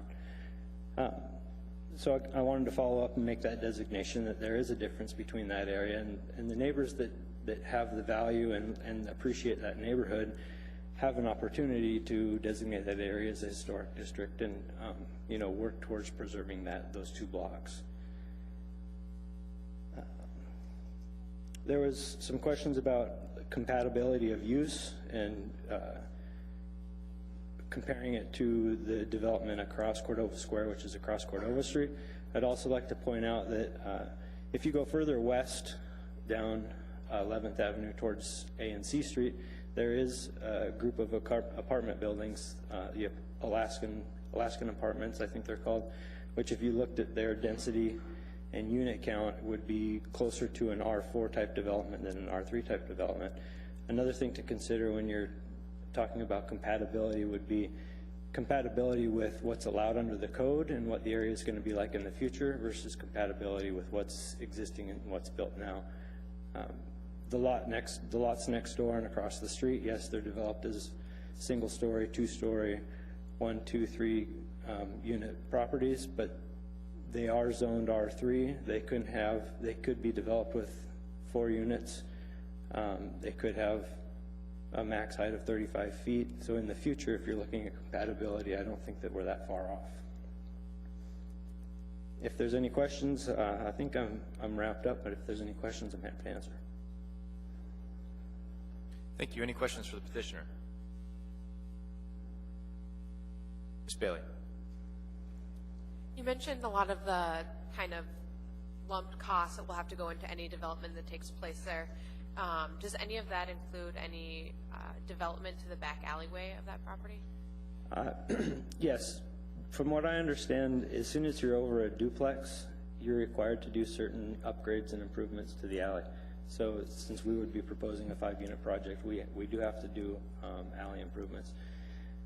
I'm not sure exactly the extent that the city and street maintenance would require us to do improvements, but it's also likely that while we're doing ours and when Cook Inlet is potentially doing their project, that the city would step in and do improvements to the rest of the alley as well. Just as a side note, I have been in conversation with street maintenance and right-of-way, and they are planning drainage and an improvement project for that alleyway, for this specific alleyway this summer. It's not very often that the city's improvements and developers' improvements happen at the same time, but in this case, it sounds like they're going to overlap. Thank you. Thank you, Ms. Bailey. Mr. Strike. Yes, thank you through the chair. Do you anticipate if you had 5 units, would you be accessing the property through the 11th or through the alley, or both? We have site plans that access the site exclusively from the alley, and we have the site plans that access the site from 11th Avenue and from the alley.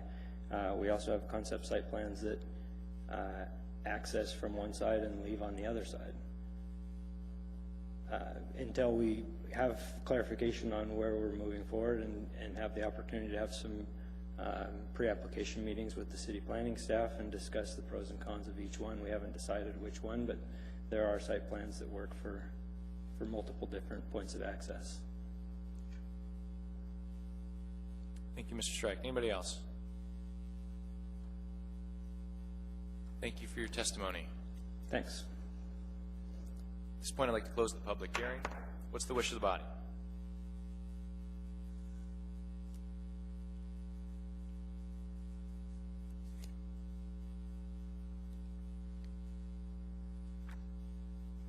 Mr. Spring, thank you. What do you got? I move to approve the rezoning from R3 to R4 for Lot 1, Block 15B, 3rd Edition Anchorage. As written in the, just as written, simple rezone. Thank you. That motion has been seconded by Ms. Barker. Mr. Spring. Or Ms. Barker.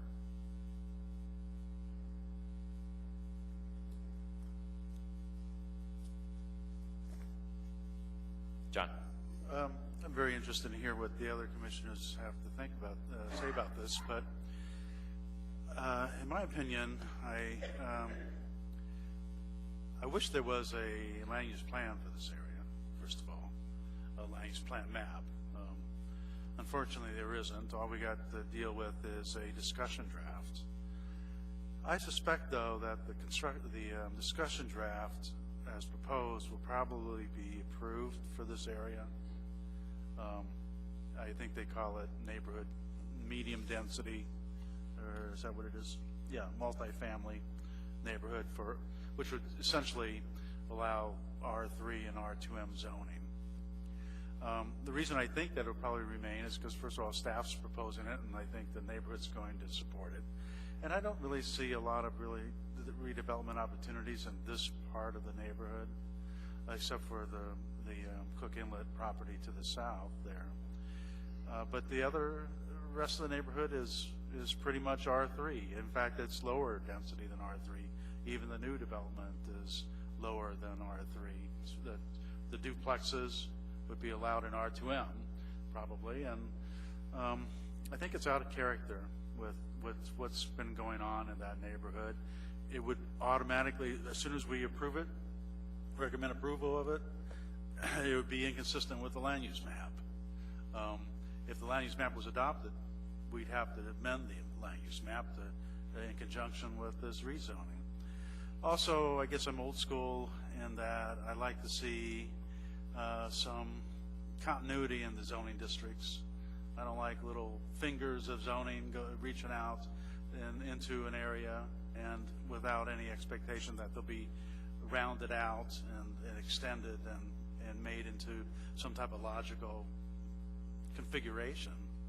So here we'll have a situation, if we approve it, that it'll be one lot that'll be rezoned to R4 in a C and within a solidly R3 zoning district. Just people look at the map, and whether they like it or not, they'll say, "Who rezoned that? I mean, what was the point of rezoning that one property in that area to R4?"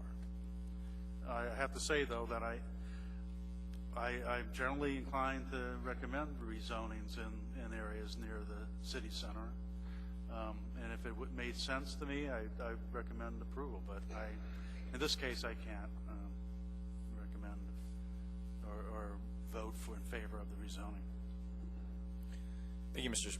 Spring. I got some comments on the plan map, but first, Ms. Bailey, then Ms. Barker. I think it might help to hear some of the comments on the plan map, because part of what I'm going to talk about is I heard a lot of people talk about how this area is or is not right for redevelopment. But then when I looked at our land use policy map, which is kind of the overarching map, even above these specific zoning designations, is it describes this entire area, R3, R4, it doesn't matter, as only one of 3 redevelopment areas in all of Anchorage. And I think this was one of the hardest ones I've had to analyze since I've been on the commission so far, because I very much value what the community council puts their time and effort into doing. And I think when they strongly believe that something does or does not belong in that neighborhood, it should be considered. However, we're getting to a point where the Anchorage Bowl is crowded. There's not room for a lot. I think I have heard about 98% of the Anchorage Bowl is developed already, and so when we're looking to infill, we have to look at these redevelopment areas that have already been looked at by our planners and how that's been discussed. And so while there isn't a specific plan for this area, there is an overarching plan for Anchorage, and I think that needs to be considered strongly. So I completely understand Commissioner Spring's point that having these areas that kind of jump out, it makes it seem inconsistent, but when you're looking at having a consistent neighborhood, you want your neighborhoods to blend together. You don't want to have these factions where one area is completely developed and the other area isn't. That doesn't provide a blending or a cohesiveness. And so while generally I think I would be opposed to doing something like that too, here it seems like a very reasonable place to have a blending between the neighborhoods, and it just makes a lot more sense to me in that area. But I do appreciate a lot of what the community council had to say, and it was a very hard one for me to read over as I was doing that, but as of right now I'm more inclined to support this resolution. Thank you, Ms. Bailey. Ms. Barker. Thank you, Mr. Chair. I'll be speaking in support of the motion. I work for the last 18 years, my office has been located within 7 blocks of this site, and I am actually very familiar with it. It's an area that I walk frequently. We have a couple of challenges here. One is what's before us is a rezoning application, not a site plan. And I appreciate the comments that are made about parking, and in some areas in the neighborhood and the surrounding area, indeed, it can be a challenging problem. On the other hand, if the rezoning is approved, it is still the the responsibility of the developer to develop within the constraints of the code. And that means he'll have to figure out a way to make the parking work, or his project won't be permitted and won't be approved, despite the fact that he was granted the zoning. And I think it's important that we all understand that at the outset here. That said, the point's been made that this parcel's been vacant for at least 20 years. And one of the reasons that infill sites remain vacant is because the zoning is such that it simply will not support what it takes to develop it, to put the land into useful production for the community.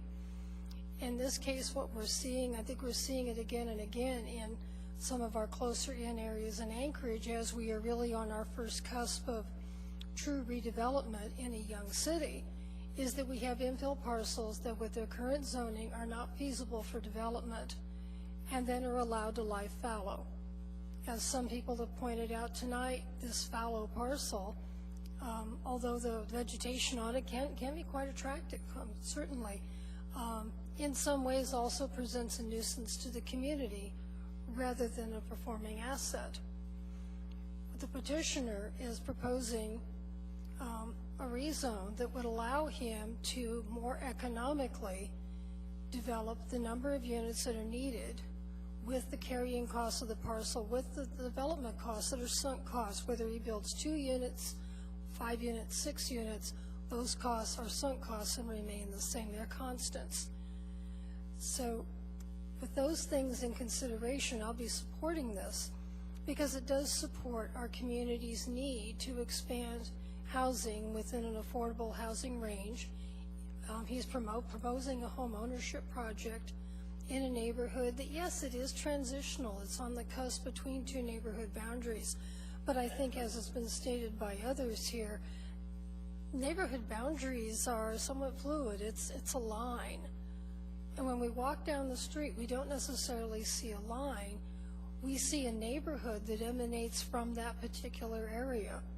And as Commissioner Bailey stated, the notion of this blending together as, say, fingers as opposed to a strict demarcation of higher density, lower density, higher income versus lower income is not necessarily a healthy thing for our community. A blended boundary between the two community councils is really a more harmonious development pattern. And for that reason, I intend to support the motion. Thank you, Ms. Barker. Anyone else? Mr. Strike. Yes, I have to say I'm on the fence. And, you know, I don't look at this so much as a rezoning issue, but a density issue. The zoning, R3 zoning, allows for the type of construction that the petitioner is looking for, except that this particular lot doesn't meet the size standard. It's a 7,000 square foot lot, not 8,500, as would be required by the R3 zoning. So he's restricted there. So by rezoning it, we get an extra unit or two available, but we're also now changing the mix of the surrounding area with the footprint regarding the lot coverage versus 40% now versus 60% of the lot coverage. So we're changing the dynamics of the visual of the coverage that's now taken place. I'm the first one looking for ways to develop, but now we're looking at an area, and I really appreciate the comments made by the Fairview Community Council member regarding the 500-foot and the neighborhoods and the adjoining. I get it. I really appreciate those comments, but there are boundaries. There are separation points, and there is congruency within the various neighborhoods and so forth, and at some point you have the neighbors next door and across the street. And so what I'm trying to get over now is, how do we find a way to make it work that's still congruent with the rest of the neighborhood, that allows efficient development to go on? We've got duplexes, I believe, of what I heard, to the side on that street, and now we're looking at basically a 5-plex, 6-plex. That doesn't exist on this part of the neighborhood. So going into a 4-plex, which he's allowed under the current zoning with this size lot, that's still a huge step. Understand about the cost of construction, been there, done that, but it still has to be compatible with the rest of the neighborhood, not just across the street. And so you take the totality of the neighboring section. And what Mr. Spring had mentioned, you've got a postage stamp exclusionary type of, not exclusionary, but a how did that happen scenario. The bottom line is, I feel the lot at 7,000 square feet fits with the R3. It's designated for the maximum lot coverage and size, and that's what I'm not getting past. So, thank you, Mr. Strike. Mr. Spinelli. I'll be brief. I support the motion. I believe that a mix of 5 units with some 2-bedroom units is going to be no different than 4-plex with, say, all 4-bedroom units or 3-bedroom units. I think that the parking issues will all be the same one way or the other. And so I think that if he can find that kind of niche in the market where you have maybe a single person occupying a 2-bedroom, it might actually be better for the neighborhood. And so I'll support that. Thank you. Ms. Ferguson in the queue. Thank you, Mr. Chair. Mr. Anderson just wanted to point out a clarification. Under the R3 zoning district, if he were to build townhouses there, they would have a 60% lot coverage. Thank you. To throw that into the mix of what you're thinking about. So your lot coverage potentially doesn't change, Mr. Strike. You know, I have a couple comments, and then I'm going to call for a vote on the matter. I'm going to support the request to rezone. I think when it all comes down to it, when you have a small lot that's zoned R3 or R4, there's very little difference what you can do in the zoning code. I think you're dealing with an area town that is transitional. I think you have a real mix. As soon as you draw that line south of 11th, you get into a mix. I think there's no disputing the fact, the cohesiveness of the neighborhood and the neighbors who spoke today. You have a cohesive neighborhood. You're one of the few inner town neighborhoods that actually feels that way. I think once you travel south of that line, it starts to change, and you have everything from 5-story to 3-story, while the new townhouses that have been developed are duplex, triplex, fourplexes, they are 3-story. There's a different set of circumstances there. I think there's an opportunity to do smart infill development. I think there's an opportunity and a need for smaller unit types, and I think if the petitioner is left to fewer units, they will in fact drive to larger, fewer units, and every data point that I look at says we need fewer, smaller units to be able to fill our housing needs. And I agree with Mr. Spinelli that at the end of the day, those smaller unit types will actually have a lesser impact, or frankly, you won't notice the difference. And I think this has an opportunity to provide a nice face to Cordova and really start to provide an example of what can be done. And should the petitioner, mind you, because we have not approved a site plan here, and we've not said that it has to be this developer that developed this lot. But should this pass on to somebody else, I suspect at the end of the day, what you could do in R3 or R4 on a 7,000 square foot corner lot would be, you'd be right back to a triplex or a fourplex. So with that, I'll be supporting it. If there's nobody else in the queue, I'm going to ask for a vote. Please vote.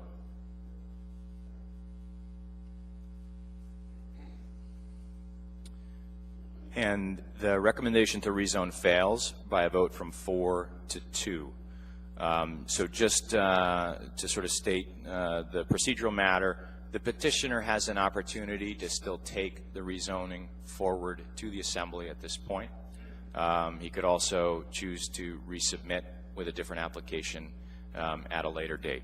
But I think with that, I'm going to call for a short recess, and then we'll be back with the next case. Thank you.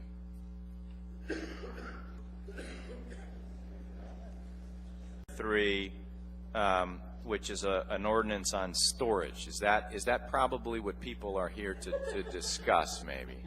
Okay, so can I, and we'll keep going, but can I just ask, is there anybody here to testify on the Bass Pro Shop site plan review? Okay, we're gonna take that case first, other than the petitioner. Thank you, Wendy. So we're gonna dive into, is everybody back? Okay, we are gonna dive into case 2016-18, Bass Pro Shop.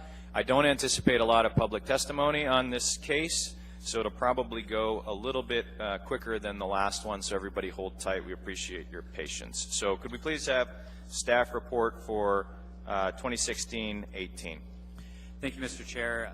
This is a public hearing site plan review for vehicle storage in the B3 district. This is being processed under the old code. Probably the last case we'll see under the old code.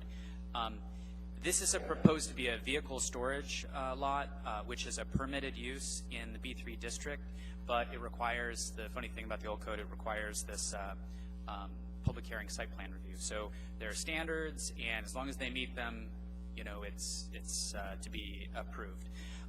The reason why this was submitted under the old code is because, you know, Bass Pro has this growing boat sales. They wanted to store boats, and the new code actually it's no longer allowed to do vehicle storage in the B3, so the new code wouldn't allow it. So this is being processed under the old code. Let's see, the petitioner is requesting site plan approval for boat storage in the B3 district. The petition site is a 1 1/3 acre fragment lot within the Glen Square Mall. The property is not developed. The standards are all met for public hearing site plan review for storage. The department is recommending approval of the site plan subject to conditions 1 and 2 on page 6 of your packet. These are standard conditions of approval, recorded notice of zoning action, and to that the site plan be in conformance with the plan submitted. I don't have any other comments. Be happy to answer questions. Thank you. Page 55 of your packets is the site plan. Thank you, Mr. McLaughlin. Mr. Spring, question. Yes, thank you, Mr. Chair. I think I read in the packet that there's the intent to change the new code to allow vehicle storage in the B3 district. Is that correct? No, I don't believe so. I don't know where I saw that. I thought I read that in the packet. Actually, you sparked my memory. Through the chair, Mr. Spring, excuse me.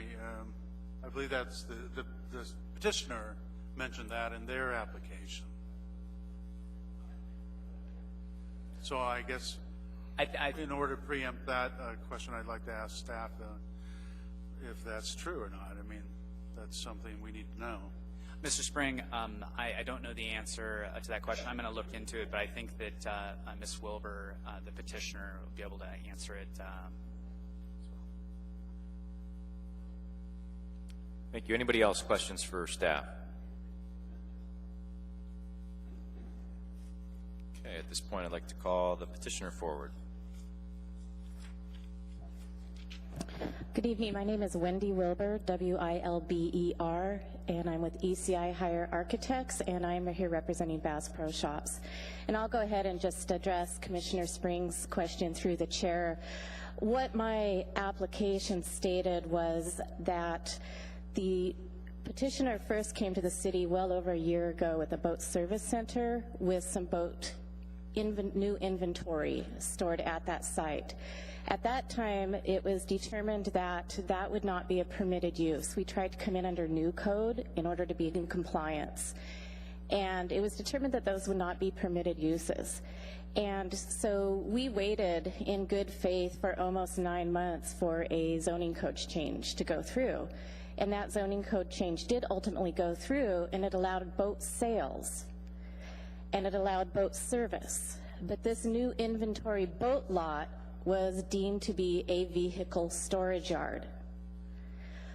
So we were in this very gray kind of unruly circular argument about, is this a new boat inventory lot, which is comparable to a car dealership, and which is allowed in the new code for trailers, RVs, recreational vehicles, vans, and trucks.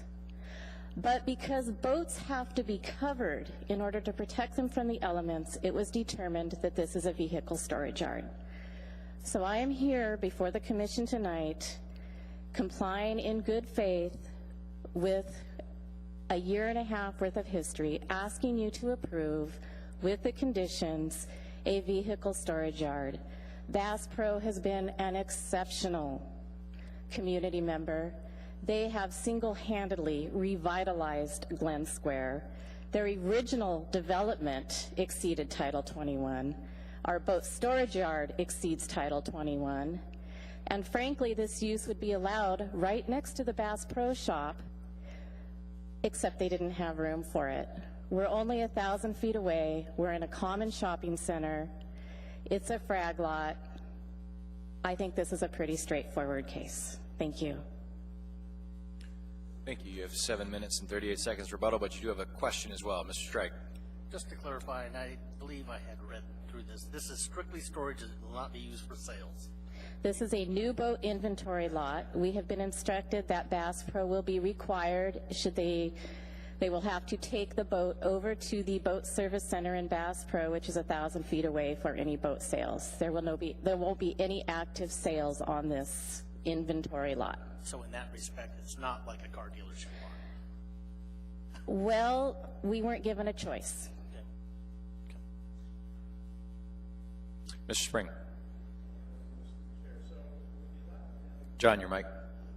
It would be allowed adjacent to the actual store. That is correct. If we went through a frag lot site plan amendment, you are allowed to display new boat inventory next to Bass Pro, but there was insufficient space, so they found a lot on the common shopping center development to do this.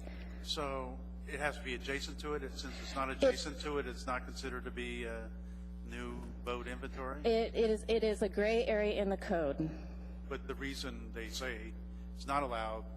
The reason they actually say it is not allowed is because boats are covered and people don't have free access to them. However, if you go to a car dealership or anyone else who is selling inventory, they will have a secured yard where they keep some of their inventory, and typically you can't access those vehicles without a staff person. I'm just trying to figure out why it's not allowed in the lot that you're proposing, and then it would be allowed on the site. With all due respect, I concur with your confusion. Ms. Bailey. Just a clarification, I believe in your application you said that no maintenance or servicing would be done in this area. What about washing? No, they have the Bass Pro Center has a full service area where they prepare the new boats, and so any delivery of a new boat would occur at the existing service center at the Bass Pro. All right, thank you. Thank you. Anybody else? Okay, hearing none, seeing none, you have 7 minutes and 38 seconds left for rebuttal. Thank you. Anyone wishing to testify? Don't go far, Wendy. Anybody at all? Okay. Do you have anything else you wish to say? I will only entertain any other questions. I have nothing else to say. Thank you. Anybody else? Okay, seeing none, public hearing is now closed. Mr. Strike. Yes, thank you. In the matter of case number 2016-0018, I would move to approve, taking into consideration any of the staff recommendations incorporated into that. Thank you, Mr. Strike. Your motion is seconded by Mr. Spring. Anyone wishing to speak to the motion? No, I think it's self-explanatory, and appreciate the comments from the petitioner, especially regarding the gap that exists in the code that why we're here today. Thank you. Anybody else? Mr. Spring. Yes, I'd just like to say that I think the site plan meets the standards for self-storage facilities, and it does an exemplary job of buffering, especially around the exterior, and I don't think it will have an impact. In fact, I think this location is better actually than having it located on the site of the actual store, because this is just off the main commercial area, and I don't think there'd be any impact on the shopping environment whatsoever by locating it there. Thank you, Mr. Spring. Anybody else? Please vote. That case passes. Thank you. Next up, please go home. No, let's see here. Case number 2016-033, the Municipality of Anchorage Planning Department, an ordinance amending Title 21 regarding reduction to the amount of outdoor storage allowed in residential front yards and preventing storage immediately adjacent to side and rear property lines. I think we have staff report, and also it sounds like Mr. Wheeler has joined us as well to potentially speak to this proposed ordinance. Thank you, Mr. Chair. The Planning Department is presenting an ordinance with changes for the Commission.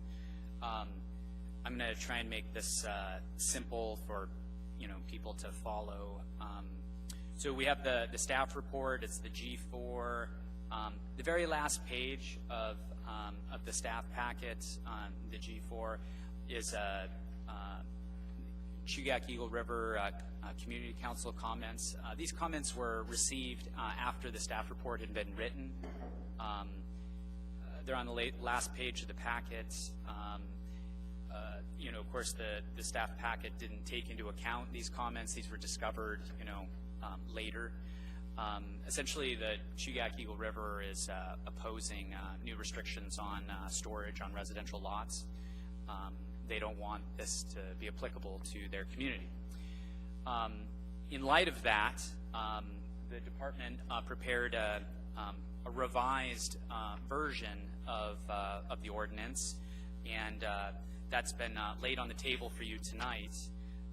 So if you look to this, then you'll see what what I'll be working from and walking you through what the ordinance says and does. For the public, I set out 30 more copies of this, I don't know, about an hour ago or half an hour ago. So hopefully there's enough copies of this version. We put out 15 to start with, but they disappeared really quickly. We put more out. My apologies. Okay. Another thing you'll see laid on the table tonight for the commissioners is the driveway standards. This is a memorandum that's available on the internet on the Traffic Department's webpage. It's titled Municipal Driveway Standards. So this is just some reference material that might be helpful if questions come up. Lastly, there's a late comments that were received this afternoon from some concerned citizens. So supplementary packet number 1.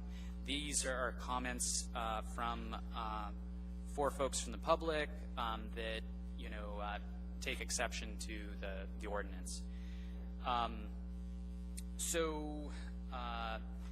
I think it'd be helpful to just tell you like how we got here. The Assembly Member Hall and coordinated with the Municipal Land Use Enforcement Division to collaborate in writing this proposed ordinance after determining that the regulations for private outdoor storage of non-commercial equipment did not adequately limit open storage and of non-commercial equipment in the front yards of residential properties. The open storage of non-commercial equipment on residential lots can negatively affect the character and appearance of residential neighborhoods and can reduce property values. Furthermore, outdoor storage of non-commercial equipment on residential lots can create disharmony between neighbors. The proposed ordinance restricts outdoor storage in front yards. So there was an ordinance that was submitted, and when you look at the ordinance that I've directed everyone to work from, you'll see underlines and you'll see brackets and caps lock. So what does all that mean? We had the ordinance as was submitted, and that's in your packets, and then the Planning Department reviewed that and proposed making changes. It's called the substitute version, the S version. So underline means new language that the Planning Department is recommending, and brackets and caps lock means language that's being deleted. The changes that the Planning Department is recommending are minor, but they sort of are an attempt to try and deal with unintended consequences and try and make this easier for the public to understand and for code enforcement to use and work with. So I think what's best now is to explain what current code says and then go into what this ordinance does. So if you take this ordinance and you go to the very last page, attachment A, that's what current code says. So it's D17, private outdoor storage of non-commercial equipment accessory to a residential use. There's a definition here, and then there's a use-specific standard. Now, the use-specific standard says that private outdoor storage of non-commercial equipment is permitted in the front setback only in the driveway, but not within 5 feet of any property line, and is prohibited in any side or rear setback, except in a side or rear setback abutting an alley. In Class B districts, the setback shall be 25 feet from any property line where the adjacent property is not in common ownership. So these rules, which we have today, do not, restrict or disallow someone from parking boats, vehicles, other personal stuff in their front yards, as long as they stay 5 feet away from their front property line. And this ordinance is an attempt, I believe, to try and put new restrictions on outdoor storage in people's front yards. So if you walk back to the first page of the ordinance, this is replacing that, right? So this is D17A. The use-specific standard now is more of really the definition. So it says the private outdoor storage or parking of non-commercial vehicles and equipment, including non-commercial cars, trucks, boats, aircraft, off-road vehicles, recreational vehicles, or travel trailers is permitted in the front setback if the equipment is in the driveway, not within 5 feet of any property line in Class A districts and not within 25 feet of any property line in Class B districts, unless it's in an improved driveway. And it's prohibited within 5 feet of any side or rear lot line, except in a side or rear setback abutting an alley. This should sound very similar to what we have currently. So this is an attempt to just sort of carry forward essentially what we have about restrictions for parking of non-commercial vehicles in Class A districts and Class B districts. Part 2, the double I, beginning on line 15, this is really the new language in the heart of this. It says, in the Class A districts, except the R5 district, private outdoor storage or parking not included in I above, so this is stuff other than what we just talked about, this other stuff that wasn't included above is prohibited within 30 feet of the front lot line or between the front lot line and the front wall plane of the house, whichever is less.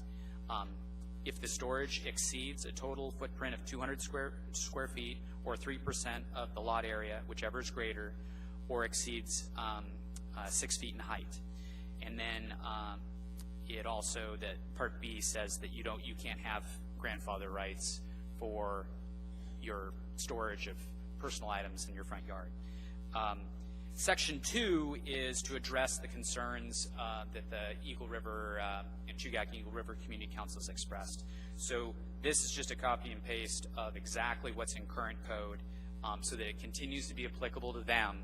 And so as the new stuff that's proposed above in Section 1 is not applicable to them, this is a new section just for Chugach Eagle River. The way that the codes are built on one another, you have to, anything you do to the Anchorage Code changes the Chugach Eagle River Code, unless the Chugach Eagle River Code, Chapter 10, says something specific for Chugach Eagle River. And so we had to add what's in current code and put it in Chapter 10. I hope that that's understandable.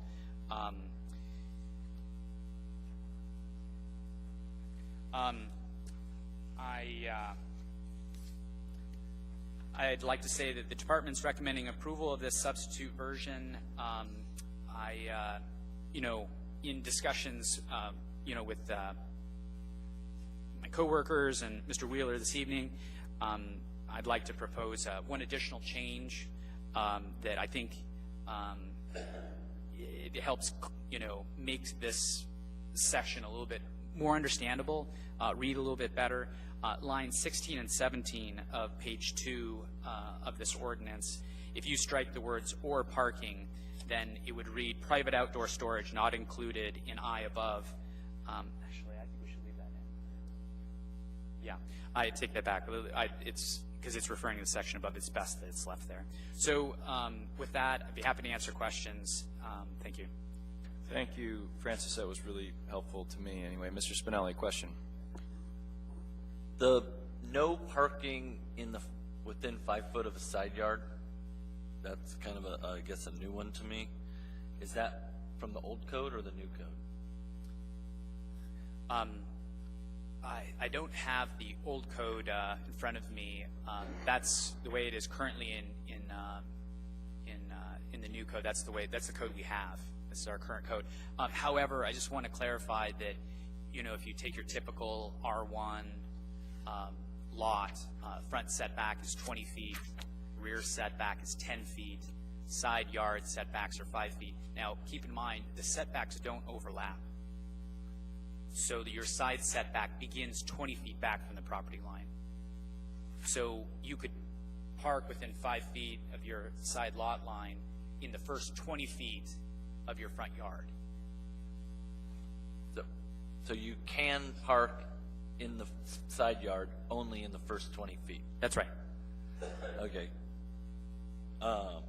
Just because I've built plenty of houses and where buyers request 10 foot on one side of the house for RV, trailer, whatever, because they want to have it back tucked behind the side of the garage.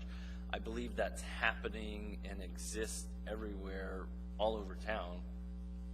Is the municipality doing anything to stop this illegal storage? I think at the most basic level, I think that for really problem properties, that code enforcement is looking for a tool to use to enforce on,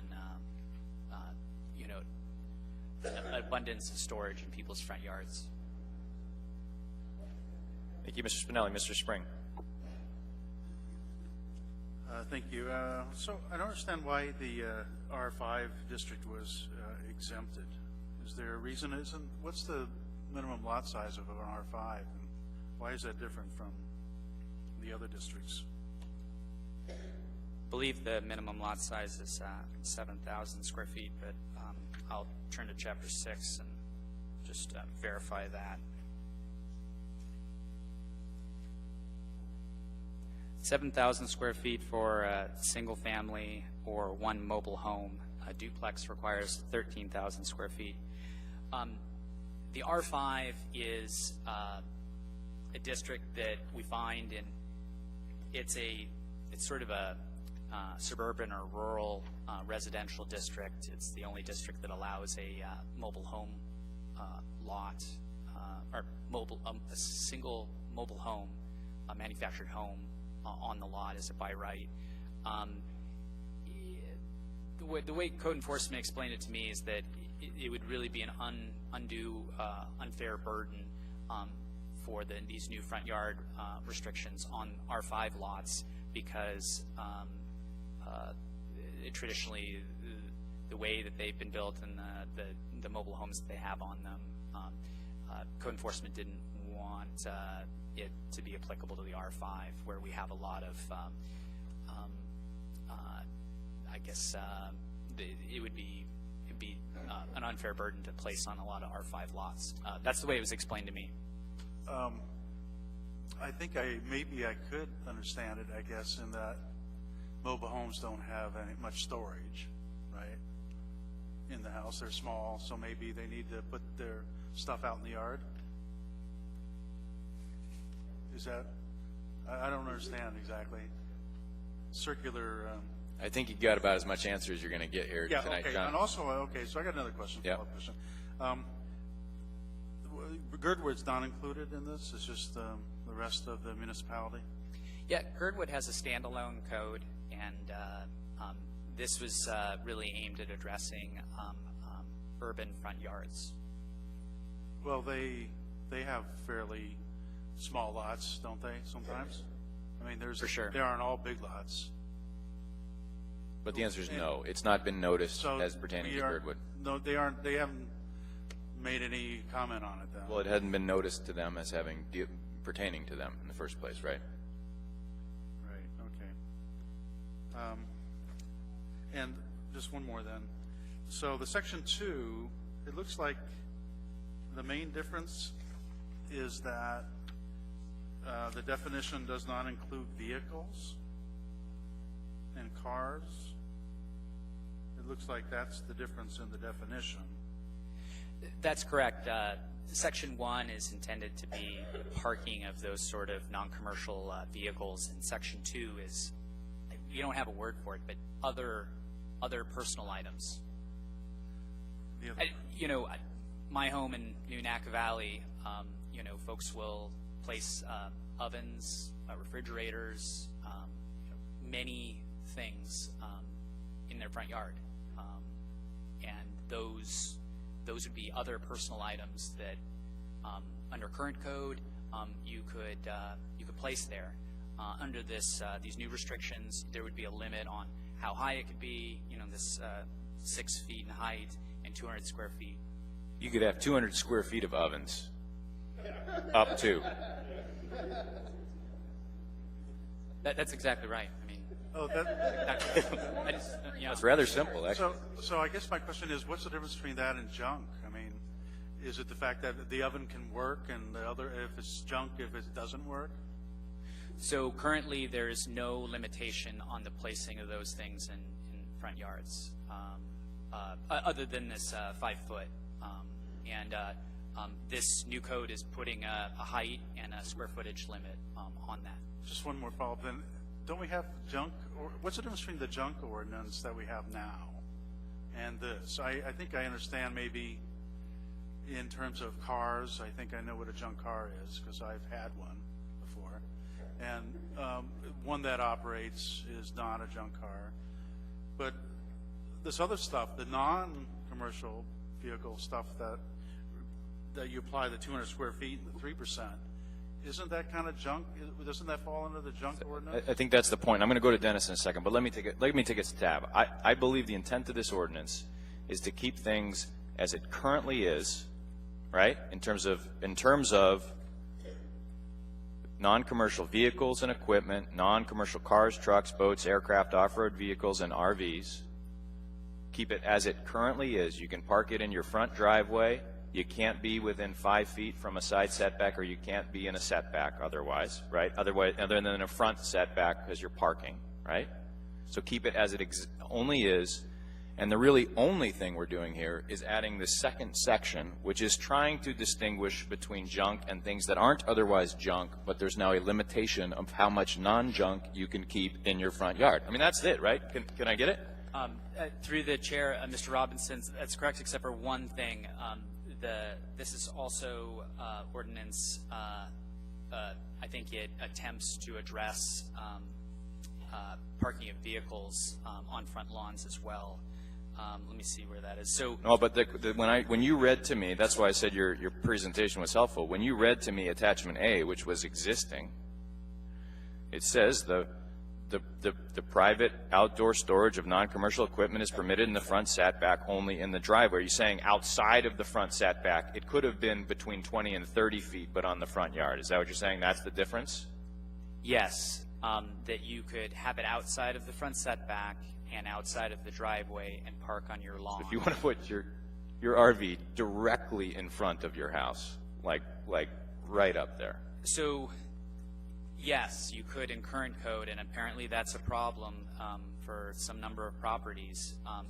Okay, so there is a difference. So we'll hear from people. I just want to. Okay, that's helpful. This will require that to be in an improved driveway. Okay, and then Dennis, if we can. Otherwise, you're correct. Dennis has worked on this, and I think can speak to I think the intent of the ordinance a little bit. Thank you, Mr. Chairman. The primary driver behind this is a problem with trying to figure out what is or is not junk. Junk is one of those things that tends to be in the eye of the beholder. Just because a car is up on blocks does not make it junk. It could be a classic car that just needs to have the rims put back on it before it can drive away.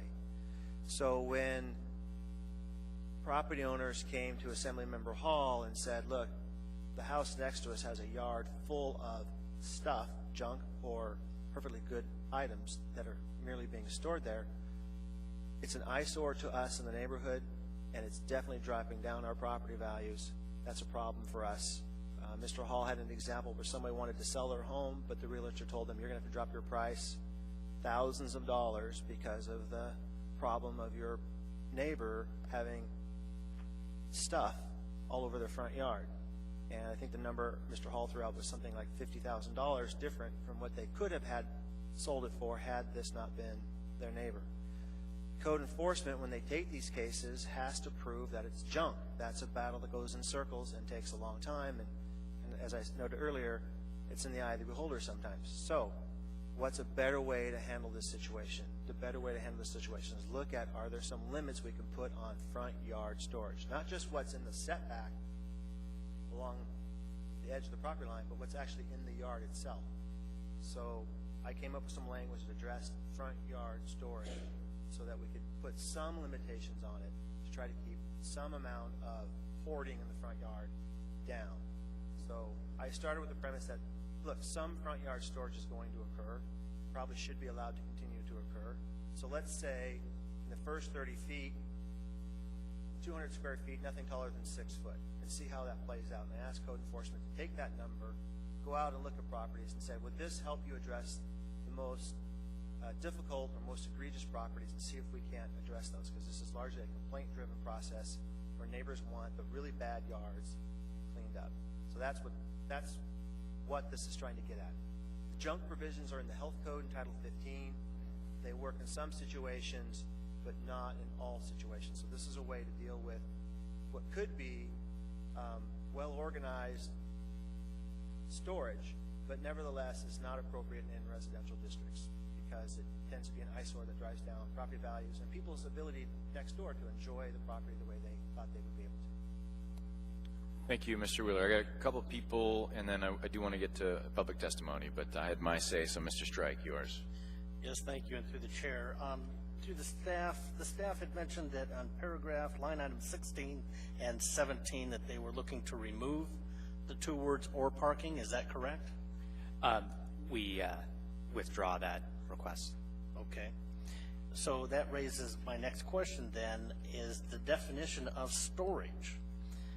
Because you say "or parking," so if we have seasonal use of ATVs for the summertime, or a boat on a trailer, or a motorhome, or snow machines in the wintertime, at what point is it storage versus parking? You transition these out during the seasonal usage, so is it storage or is it parking? But you've excluded now "or parking, so based on this ordinance, we're voiding out that ability to use that transitional seasonal use. Is that correct?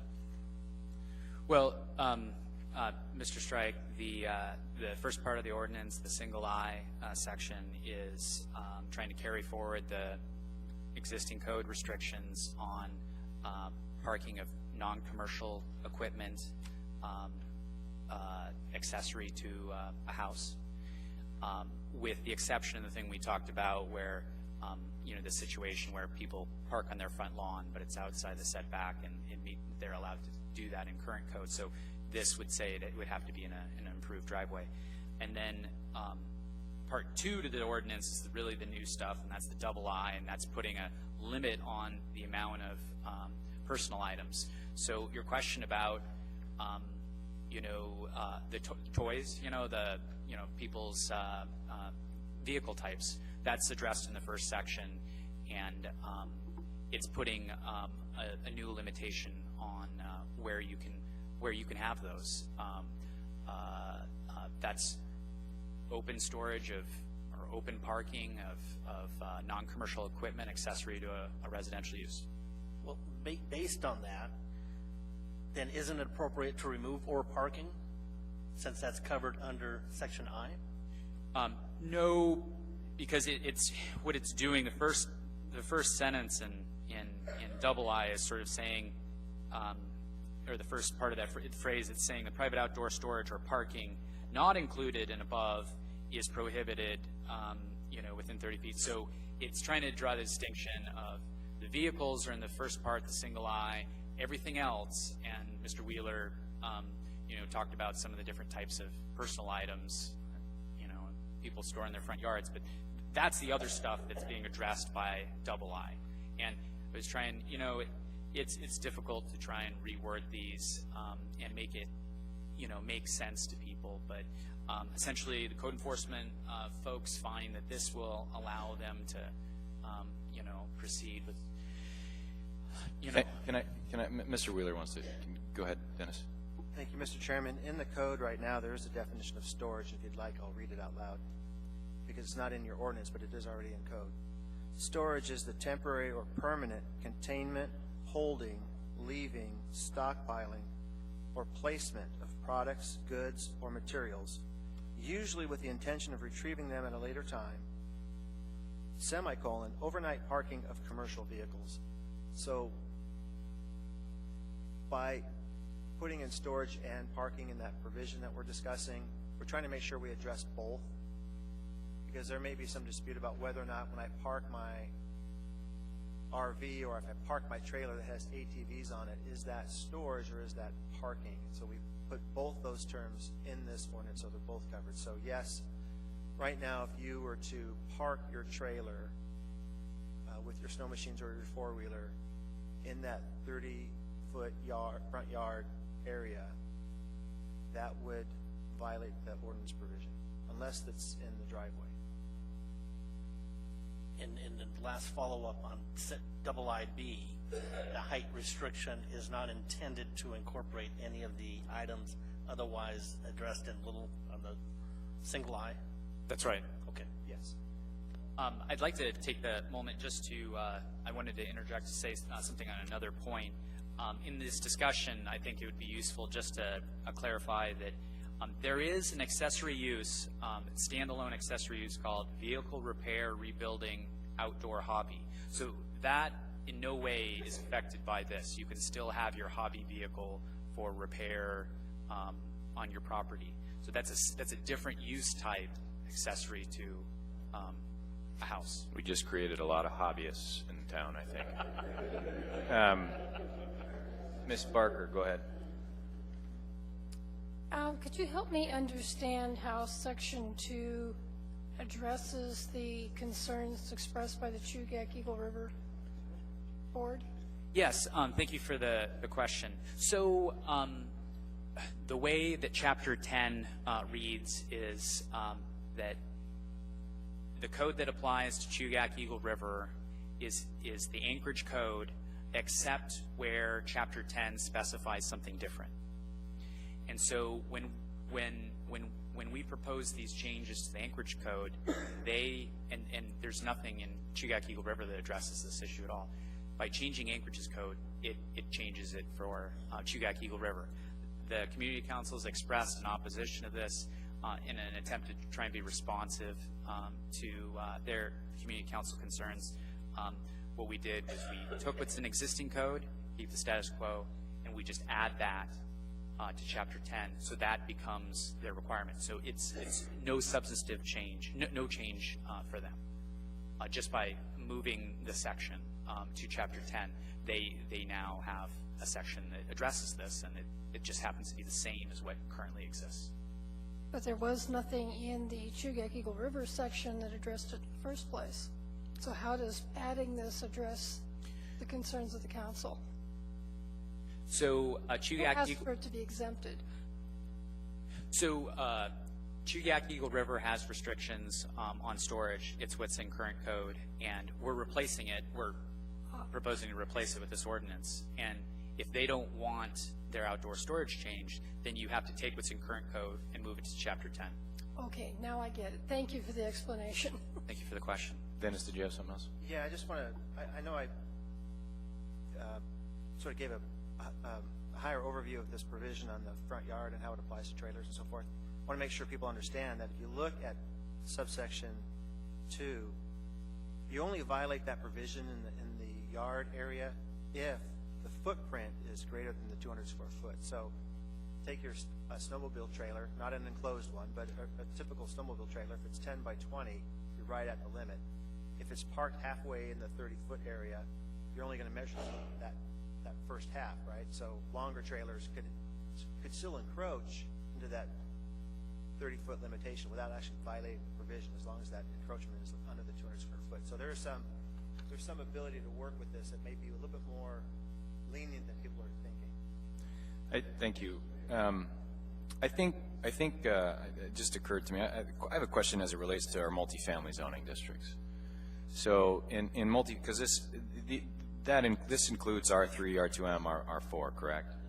And you can do a development that does not have an alley, where you're parking. In fact, a lot of our developments are surface parked in a parking lot in the front of the building, and those buildings have to satisfy open space, but they're very likely on a larger development parked more than 20 feet in and between the building and the front road, right? So how do we not get into a situation where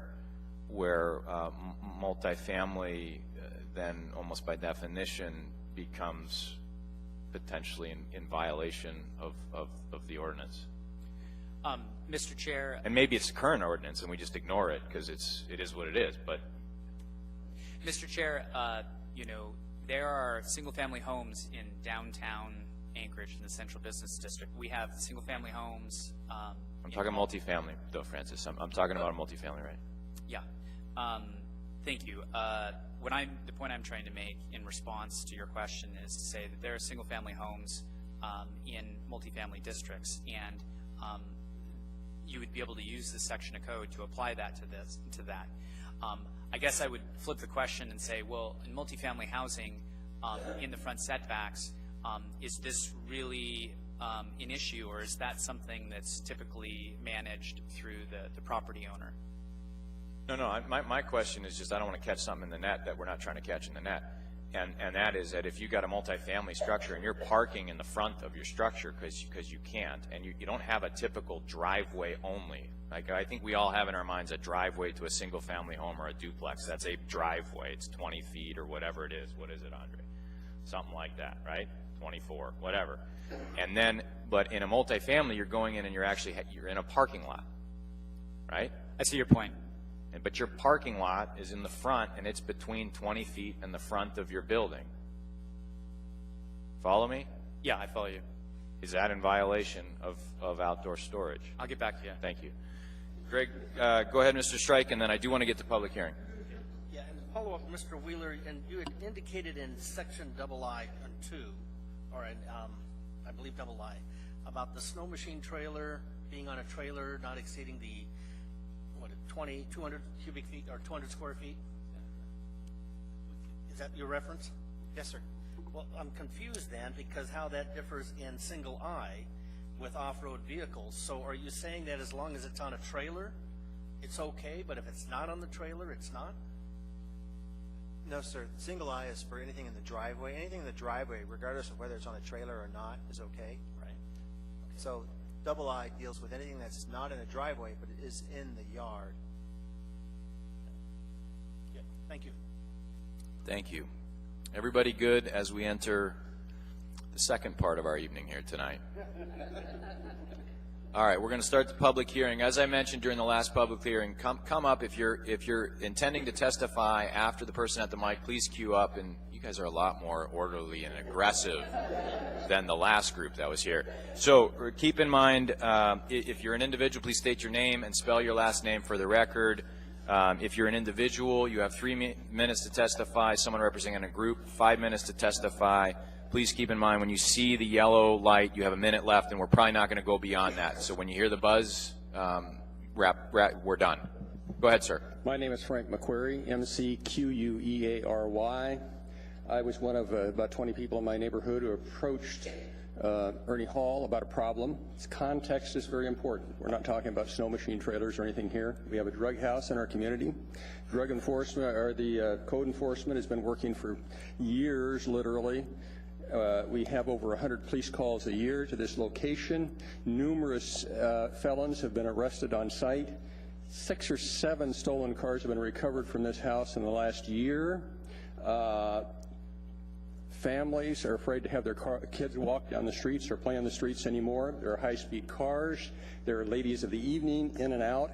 There are screaming matches in the street at 2 o'clock in the morning. It is a problem. So the issue with this ordinance was to attempt to try to get some things into code that would aid municipal employees in trying to address the problem. I don't know how many red tags code enforcement has put out there. Sometimes we've seen 12, 13, 14 cars on site. Some of them run, some of them don't. Car repairs done in the streets. Camper shells rocking through the night with ladies and gentlemen of the evening. It's a problem that requires a lot of different pieces to solve it.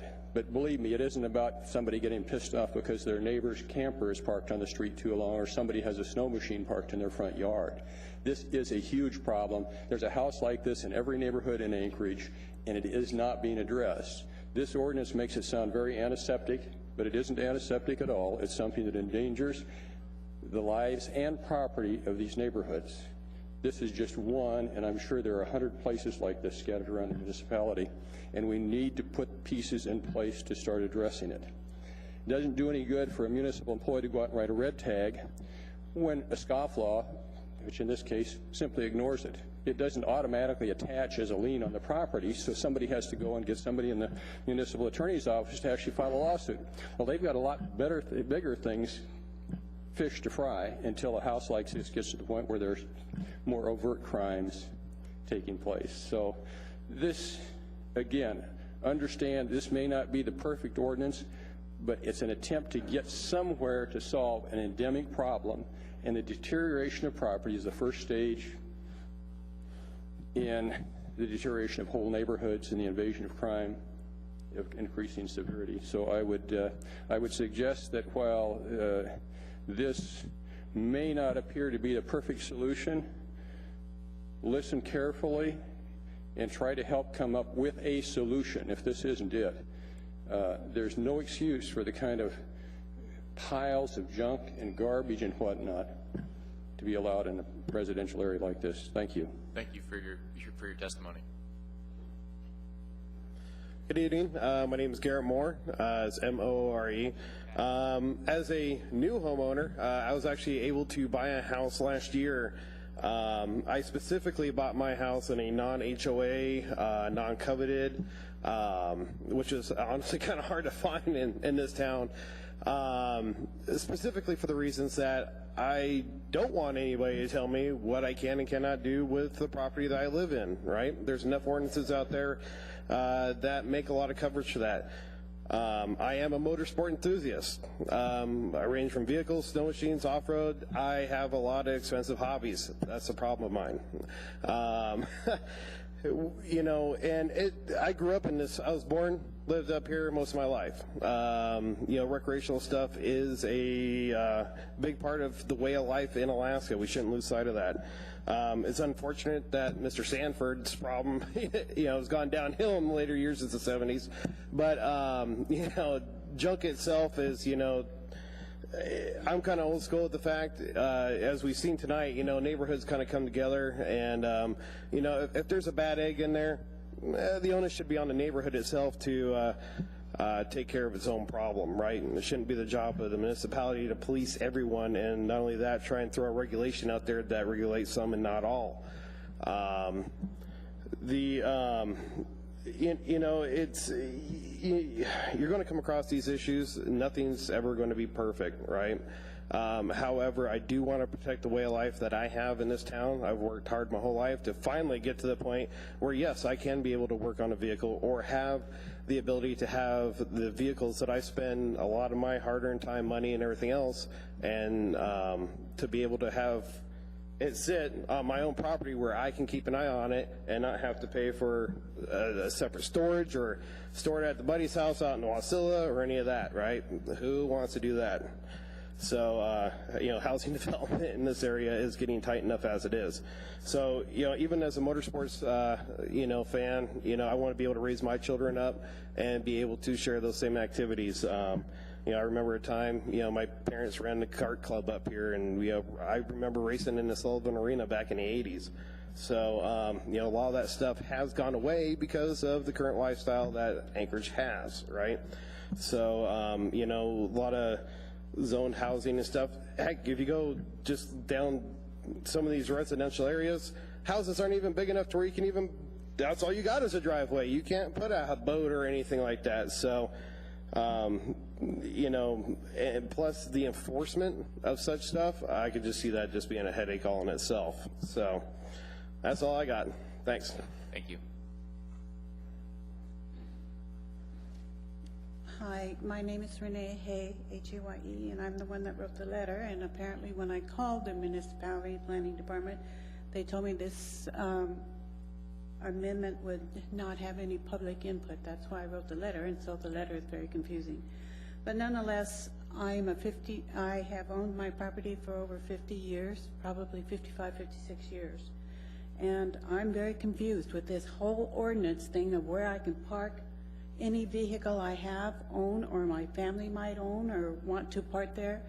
If I've got a vehicle I want to just use in the summertime, it sounds like everything I've got on my property and I've done for the last 50 plus years is illegal.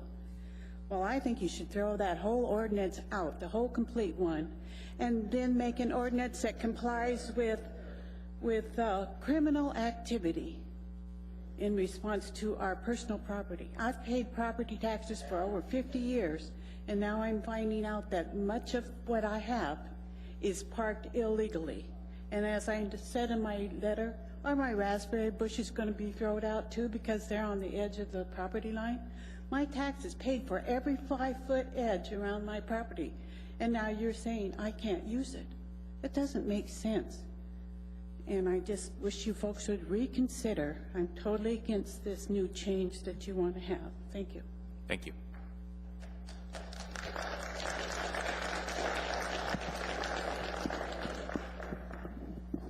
Hello, my name is Laura Whitehouse, W-H-I-T-E-H-O-U-S-E, and it's funny that Nunaka Valley was mentioned because that's the neighborhood in which I live. And I see people all over the neighborhood who have motorhomes and stuff parked too close, but that's not the issue I want to address because those are the property that is kept up. I don't care if it's too close or not, but if it looks decent. What I'm talking about is giving teeth to the junkyard ordinance, because across the street, I've had my house for 20 years, and I see it come and go. It gets better, it gets worse, depending on the neighbor. We've got neighbors that have moved in about 8 years ago, and now every day I look out and I see in a span of about 1,200 square feet, 60 by 20, size of my house, full-size truck with its plow, it hasn't moved in 6 years. A 4-door Jeep hasn't moved in 3 years. A small car, it got put there last year. A large truck hasn't moved in 7 years. It's got flat tires. We're not a daily use pickup truck. So cool beans. We got one driver in that house, and they use the one vehicle. There's also storage, grocery store carts, unknown objects hidden by tarps with tires on top, and it just goes on and on and on. And those are the things that I can see in between the vehicles. And I've worked with the city and with the Muni trying to get the code enforcement. They come in, the guys rake in between all the vehicles, pick up a couple of toys, and then suddenly the beds are now back out in the yard. You got twin beds, double beds. It's just crazy what's going on there. And again, we're talking 60 by 20 feet. And suddenly it just doesn't seem like the city could do much of anything. So I am, of course, in agreement with this ordinance to try and give some teeth, give our code enforcement people something to work with in which they can do that. This house has little children. They're playing in amongst lumber with, I'm sure, nails. There are structures that have been attached to the house that are falling down that kids are sitting on. And it's right on Nunaka, so all the kids in the neighborhood who are going up and down from the local elementary school. So it's with garbage bags, you've got safety, you've got, it's a mess. So I would like to see something like this, whether it gets amended a little bit or not, come through. Thank you, ma'am. Just as you can stand there or not, but I had a question for staff. I know they're engaged over there, but my question is, what this lady just described, I can't see as not being able to be enforced with our current rules. I heard vehicles that haven't moved, true junk. I didn't, And I guess I'm still sort of struggling, and I know we don't have code enforcement here tonight to sort of give us the lowdown, but why they don't have the tools to deal with that, which I believe most people would say is a very real problem, and that this helps them. So maybe you can't answer it tonight, but anyway, that's how I see the difference in this debate here tonight on what's reasonable and what's not reasonable, and I know all of us have a different opinion on what that means. John, how are you? Pretty good. My name is John Ziv, and I'm here with two hats. I'm putting my hat on this as Northeast Community Council. The Northeast Community Council was not aware of this in the slightest. Neither was anyone that I have been able to meet in the Northeast side. Yet your memorandum clearly states no comments were received. That's the reason. Nobody ever knew about it. The only reason we knew about it is the newspaper brought it up. So from the Northeast Community Council, we are going to put it on our agenda for the 17th of March. That means you can't even get a feedback from the Community Council for almost a month. The recommendation here, very simply, table this bloody thing until a proper, full public notice and public discussion has had a chance to do something. Let everyone and all the community councils weigh in before you make such a massive change. And this is a massive change to an existing regulation. That's my community council side, so I'm now changing hats. Personal. John, no one else is going to speak on behalf of the community council here tonight. No one else is speaking on behalf. Is that right? Yeah. And I'm actually only speaking because I'm a member of the executive board. And it wasn't the formal voice of the council. No. It was just your The only thing experience. that's formal is that we are going to be bringing it up because we didn't know about it. Please, And I verified that, by the way, with all the other board members. No one ever heard of this. Fair enough. Okay. Getting to the simple part, the ordinance is not intended to have a significant impact on property owners. Bull. There's an awful lot of people in Anchorage that this is going to have a major impact on because we have stuff and we don't have a giant yard. We do not have an acre and a half. We have a tenth of an acre, maybe, if we're lucky. Some people like me, I don't have a backyard. I'm on a corner. I have 2 side yards that are 5 feet deep. So I have no place to put anything according to this regulation, except in a driveway. Okay? And by the way, my house was built without any official driveways, but my house is an old house. The public has the option to pay for off-property storage. Thank you very much. We are so wealthy now with all the economic stuff, we can go out and pay $500 a month to somebody with a storage lot to stuff we can barely get to and where it's going to get trashed because we don't have an eye on it. So those are the pieces. Another one here, ability to enjoy my property. Yeah, I want to enjoy my property. I happen to rather have some stuff than a nice green yard I have to spray weed killer and Agent Orange on to keep it green. Next item. Properties that can meet, like the so-called R5 cannot meet. Most properties in North Muldoon cannot meet this because our houses weren't built for it. How many people have a yard more than 30 feet deep unless you're wealthy? Very wealthy. So this is a discriminatory against anyone who doesn't have a lot of money. Okay, same thing with storage. Oh, I got lots of money. I can buy a storage condo. Well, that's nice. I'd like to pay bills. And I'm retired. I'm on a fixed income. So all you're doing is putting a burden on the small person there. Let me see here. Those are the main comments. I believe this ordinance is terribly flawed. The idea of dealing with junk is already covered by our ordinances well. The fact that we have a drug house or something should be handled by the legal department, not by zoning. If anything else, we should zone that it's illegal to have a drug house and just deal with it that way, okay?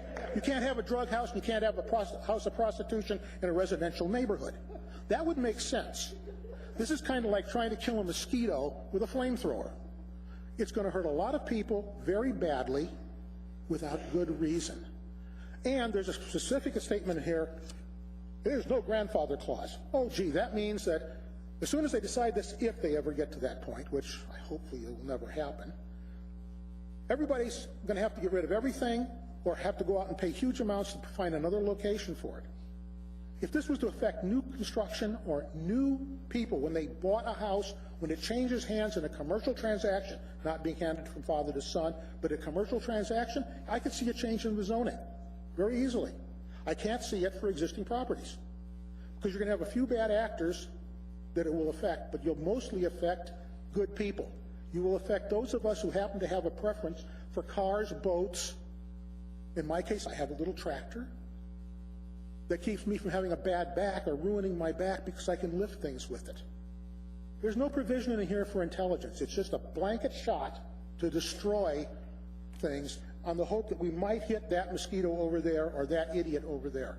So from a personal standpoint, table this thing until, one, everybody gets a chance to get a real input on it, and two, until they can take out provisions that will be unfair to small people, to non-landowners, non-big landowners, and to non-commercial interests. Because I don't see where property value, the great almighty dollar, should take over for personal happiness or quality. And that's what they're talking about to a large extent here, is strictly, let's make it better for the guy with money. Sorry, I didn't buy my house for that. I bought my house because it was the only thing I could afford at the time, 30-some years ago. Thanks, John. Have a good day. You too.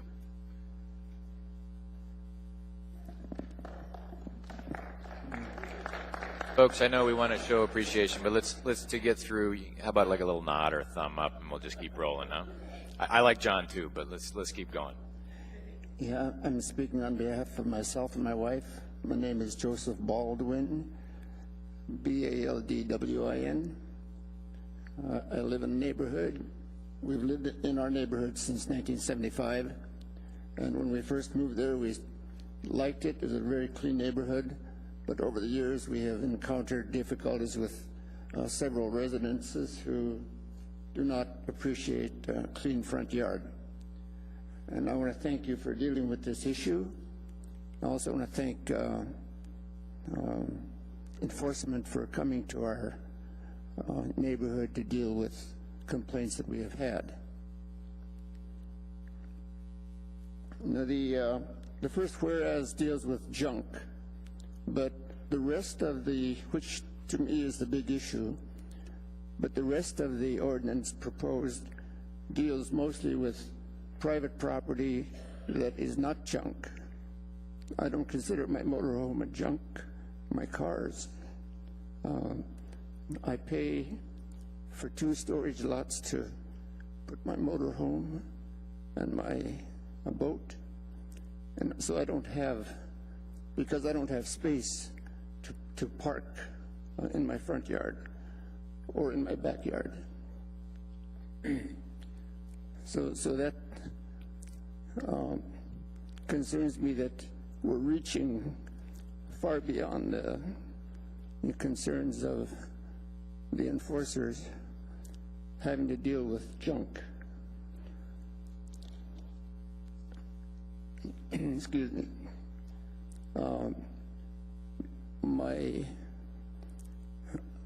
I'm not used to talking in front, so I have to swallow once in a while. Now, when I bought my house, I had a very good covenant, but as I read this document here, my covenant covers the same things that are here. There are 2 provisions in my covenants that one deals with nuisance items and the other is inoperable junk vehicles. The vehicles are supposed to be stored out of sight behind the house. Unfortunately, that doesn't happen sometimes. And code enforcement said if they could get a good definition on what is junk as opposed to art, they could do something with our neighborhoods.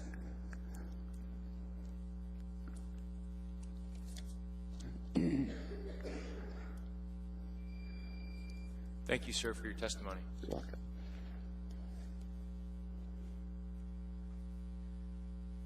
My name is Dave Smith, S-M-I-T-H, and with listening to everything that's going on and all of the changes, I feel sorry for folks that have people in their neighborhoods that, create a problem and a bunch of junk. But I've had, firsthand accounts with code enforcement. They can't define the junk rules now. Why do we want to go out and take something that's poorly thought out and add it to the junk rules that's going to put more confusion in it? I mean, it's good. This whole thing is going to be really confusing. Over 6 feet, snow machine on a trailer is more than 6 feet. You're absolutely correct, sir. We switch them out by the season. Over 200 square feet, I don't know what snow machine trailer they measured, but my wife went out in our yard and started looking at them, and everything I've got goes over 200 square feet. If there's a problem in a particular area, why don't we deal with it and rewrite the code enforcement, not bring more confusion in it with recreational vehicles, which, we live in a society where, we want to get outdoors, and we're affluent enough that we can buy toys.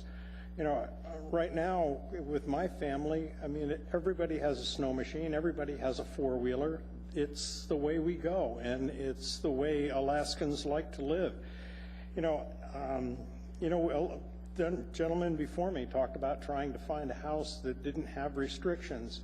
I looked for over a year for that very same thing, as opposed to, and a big argument I had, moving into a house over on Clatt Road, where if you had a 6-pack pickup truck with an 8-foot bed, you couldn't park it in the neighborhood because it stuck out past the driveway and didn't fit in the garage.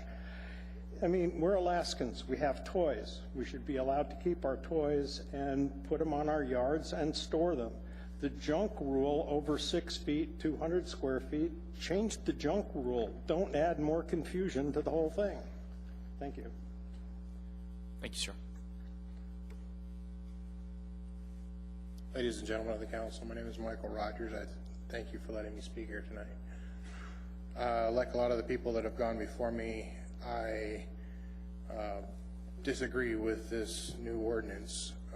I think that as Alaskans, we pride ourselves on being able to get out and recreate and enjoy the benefits of Alaska. That's why we don't live in places like Seattle or San Francisco.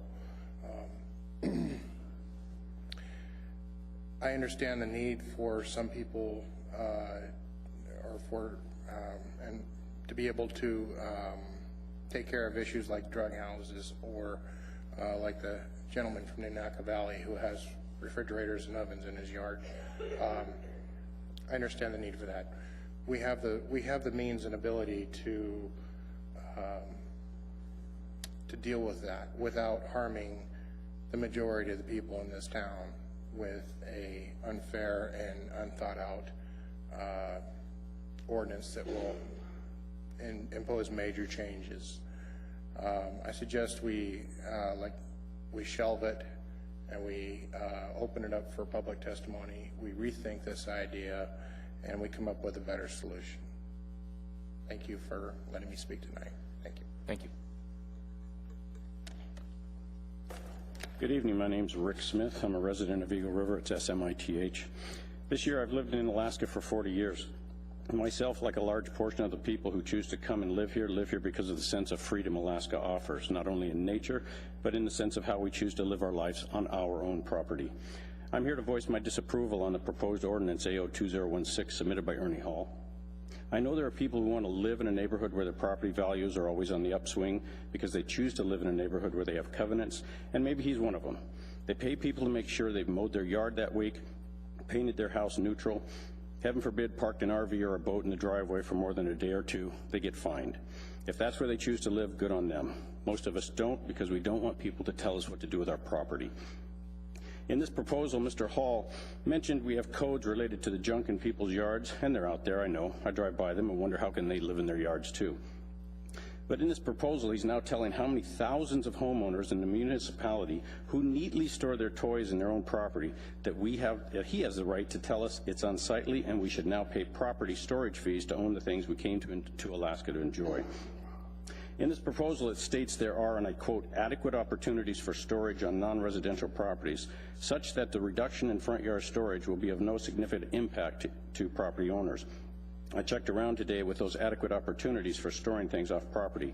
I checked with 4 of them, 3 in Eagle River, 1 in town, that's a Diamond Self-Storage.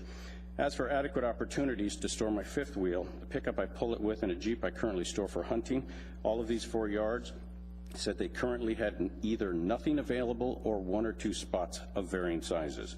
Next, considering the amount property owners pay in taxes to keep the bloated city government running, I find it rather hard that Mr. Hall, that he'd like me to not only move my vehicles off my property, but to expect me to fork over an additional sum of money to make the Agenda 21, that's Title 21 here, which is the UN deal, to bring about Anchorage's part to beautify the world. The prices in these 4 yards I contacted today would charge me an additional sum between $147 a month and $360 a month. As a retired citizen paying way too much in taxes already, I find that outrageous that you would think that this will be, and I again quote, no significant impact to property owners. I'm so glad he thinks it's no big deal. Thank you, Mr. Hall. Lastly, since in reality there isn't an abundance of open off-property storage in town, it makes me wonder, is there someone on the board or someone's friend who's planning on opening some huge RV parking lot where we can all park our toys, and that someone will rake in huge profits off of this? This is not San Francisco. If people don't like what's next door, move. Thank you. Thank you.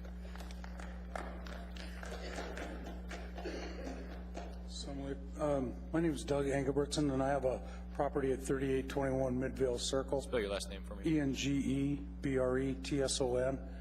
And there's no way that I could articulate as well as what the gentleman before me did in this office, in this meeting hall. The one thing I'd say is that I pay over $4,000 in taxes for an 8,000 square foot property and a 1,500 square foot house. I don't have junk, however you want to classify that. And I have a motorhome parked in the front that's over 6 feet tall. So automatically makes me, what, a scofflaw? I believe that it should be tabled and that consideration be given to some other language that addresses the kind of problems the folks are having. I think that makes good sense. And where would you put it all? Thank you. Thank you.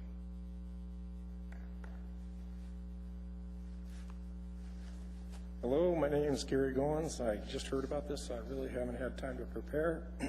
But I wish that guy was still sitting here because I'd like to know how selling my $120,000 boat that I got sitting in my driveway is going to cure prostitution, drug addiction, and homelessness. But anyway, I've got a boat. I use it. You know, the nice thing about living in Anchorage is it's not far from Alaska. And so, you know, we use these things, we have toys, and it's really important. I got a house that's not a derelict house, it's a beautiful home. I put a driveway in just specifically for my boat, and I take care of my stuff. This is not junk, it's over 200 square foot, and by this ordinance, it's junk.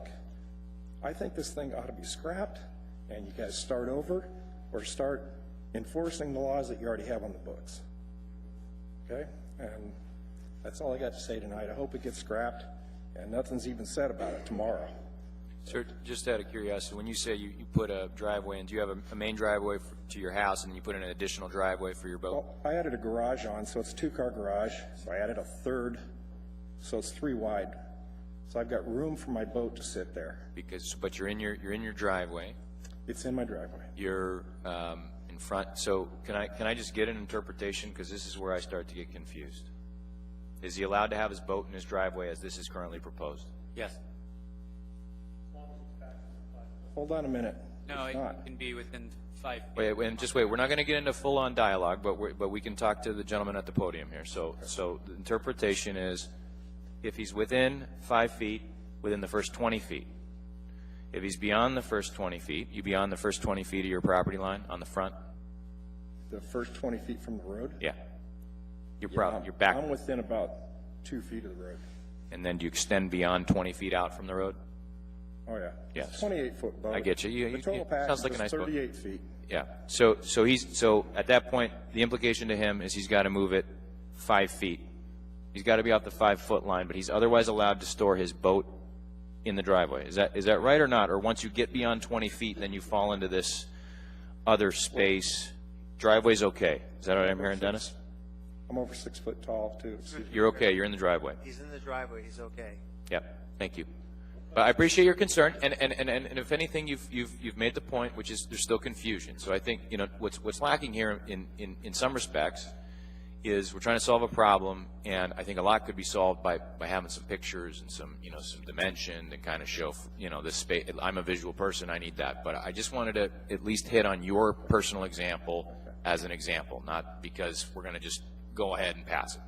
As far as some of the people that you're actually looking for, is it possible that all of you are able to at some point go by these properties that people are complaining about and go, yes, this is actually junk, and vote on it and say, we took a vote and it's 6-4, whatever the vote is, and you're going to have to get rid of this. And I appreciate your testimony. As much as we have a lot of fun here, but I think that's the limit of my fun tonight. But you've made your points, and I appreciate your testimony. Thank you.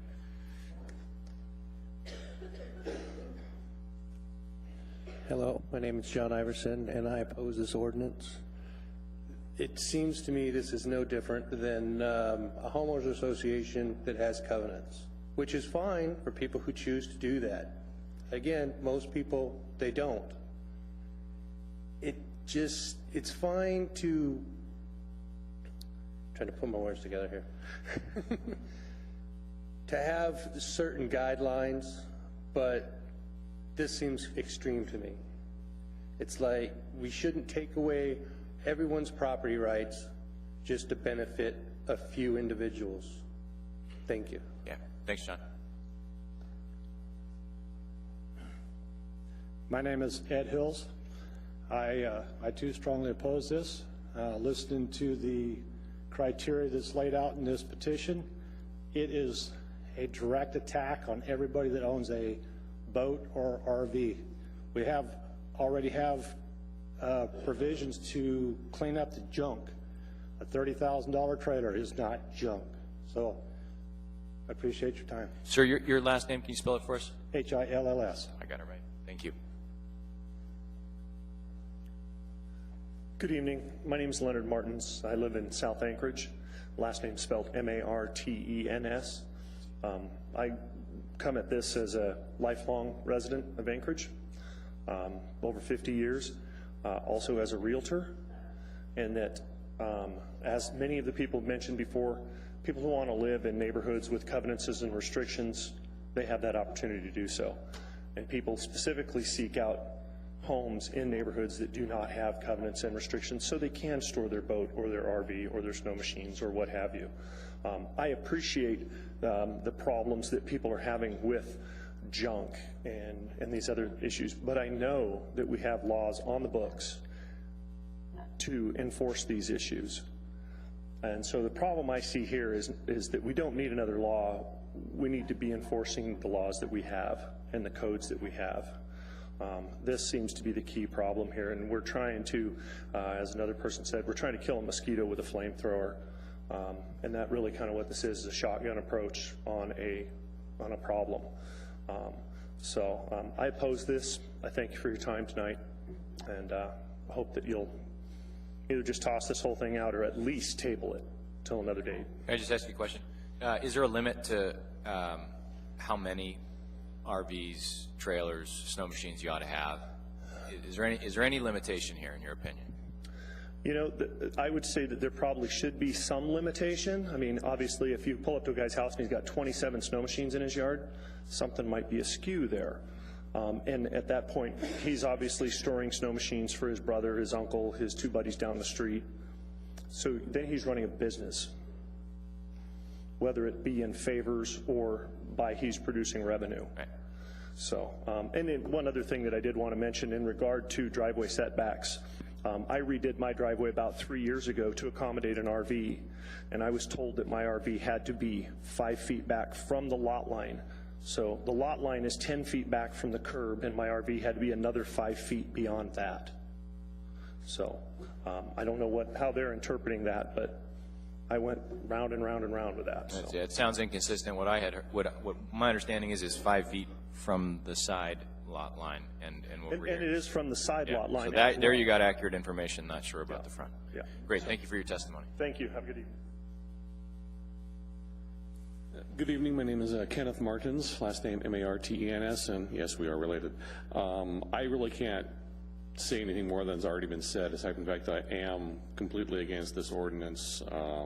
This is a little bit draconian, going over everything. So the notes I've taken tonight is you're allowing certain zoning R5s to be exempt from this. It's a kind of an all or nothing thing. You want to, oh, well, Eagle River doesn't count, this, that, the other. I think it's a poorly written ordinance. I think that we already have all the tools in place in this city to take care of these problems. We just need to use the tools we already have. Thank you. Thank you, sir.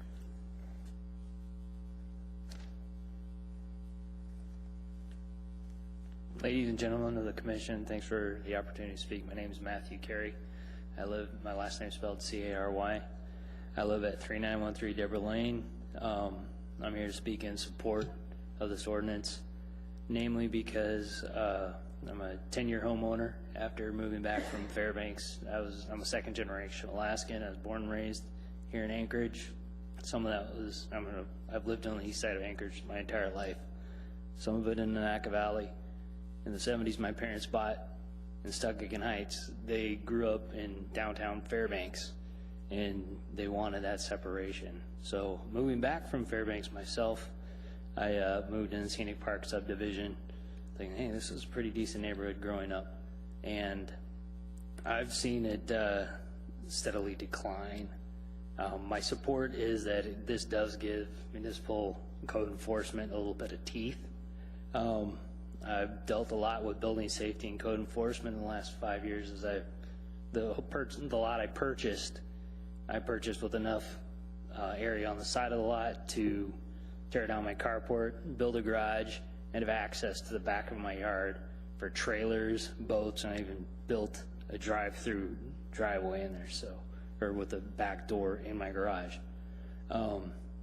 Mainly because I didn't think it's neighborly to have everything in your front yard. So I think it's absolutely appropriate to have improved surfaces at least for people to park upon. I don't appreciate having like every other house in my neighborhood tore up so you see the roots of their trees, no lawns, and yes, toys in a variety of states. I'm an outdoorsman.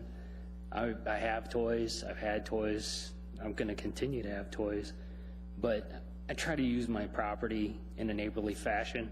I think this gives the city a tool to help us be neighborly, and I think it would be effective also in terms of addressing other problem properties as well. As the gentleman had discussed in Nanaca Valley earlier, I'm dealing with a similar situation in my own neighborhood.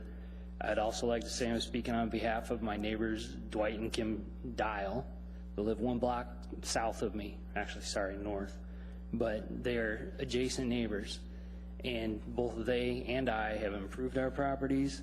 We've improved paved surfaces and access to our backyards. They have boats. I have a trailer. They have a truck. They have a bunch of other ATVs, but they store it in a tidy fashion. And while everybody would like to think that we don't have covenants, we have code that used to be just municipal covenants. And yes, it would be nice if our taxpayers' dollars went to enforce that. Thank you. Thank you, sir.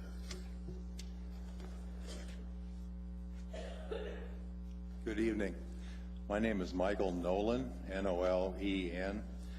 I rise in opposition to this ordinance. I believe it should be tabled and at the very least readdressed to something that is less broad and far less confusing. Mr. McQuarrie's concerns, the first individual to address the chambers, his concerns were all about law enforcement concerns. Drug dealing, prostitution, issues of that nature. These are all law enforcement problems. These are chargeable crimes that need to be addressed by the police department. This has nothing to do with something being parked in your driveway, on the street, in the yard, wherever it is. If a person has concerns about his neighbors and the untidy way in which they keep their yards, then perhaps the best thing would be to do is to go over and have a friendly chat with the neighbor and say, hey, is there anything I can do to help you clean up this situation and, take a little pride in your lot and increase your property values, I realize some people are hesitant to contact their neighbors, but there are ways to address this without this monstrosity as simply not the appropriate means to address the problem. And as you can see, it creates an enormous amount of confusion and will create apprehension among homeowners once they get wind of this. It'll also be difficult, if not impossible, to enforce. If you can't already enforce the code that you have, then how in the world are you going to go all over town and use this to enforce the code, confusing as it is, with an overly broad ordinance that's confusing everybody here, let alone the homeowners. Now, one last thing, and I have a question. I live in South Anchorage, Campbell District, used to be Elvie Gray Jackson's seat. Which one of you would be my assemblyman?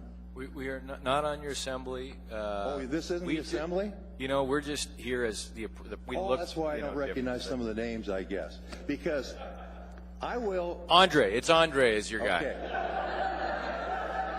Okay, now, it's too, and I'm sorry for my confusion. I haven't been down and testifying in a while. but I can assure you that once anything like this gets passed, that anybody who's on the assembly that signs this into an enforceable ordinance, they will be looking for another position, because I will track down my assembly person and I will vote against them enthusiastically.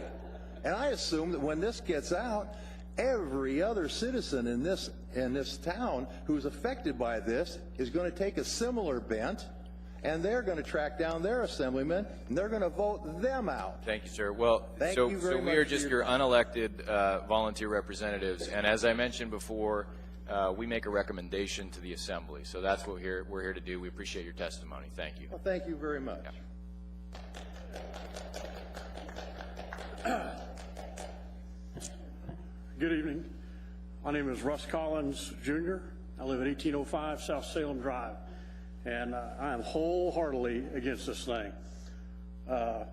First of all, you know, the way it was disseminated was kind of a, I don't know, under the radar type method, the way it came out.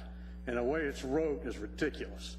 This thing is so convoluted now that I can't tell that the stuff that I've got in my backyard is even legal anymore because of height and setbacks and this and that.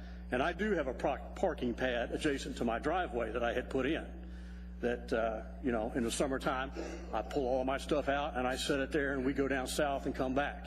In the wintertime, I put it behind a wooden fence. But now I can't tell if that's even legal. And, you know, like other people have said, if you want to live in an HOA neighborhood, then move to an HOA neighborhood. This is Anchorage, Alaska, not New York City. This is what we do up here. We go boating, we go camping, we go hunting, we go fishing, and we use the stuff to do it. And if you're trying to get rid of junk vehicles and start targeting, you know, does it have tags on it? Does it have current registration? Stuff like that. Like I said about the backyard thing and the driveway and the 200-foot square foot limitation. I'm not sure what that means. And is it, you know, is that because, you know, does that have to do with a lot size? And now does that come into money?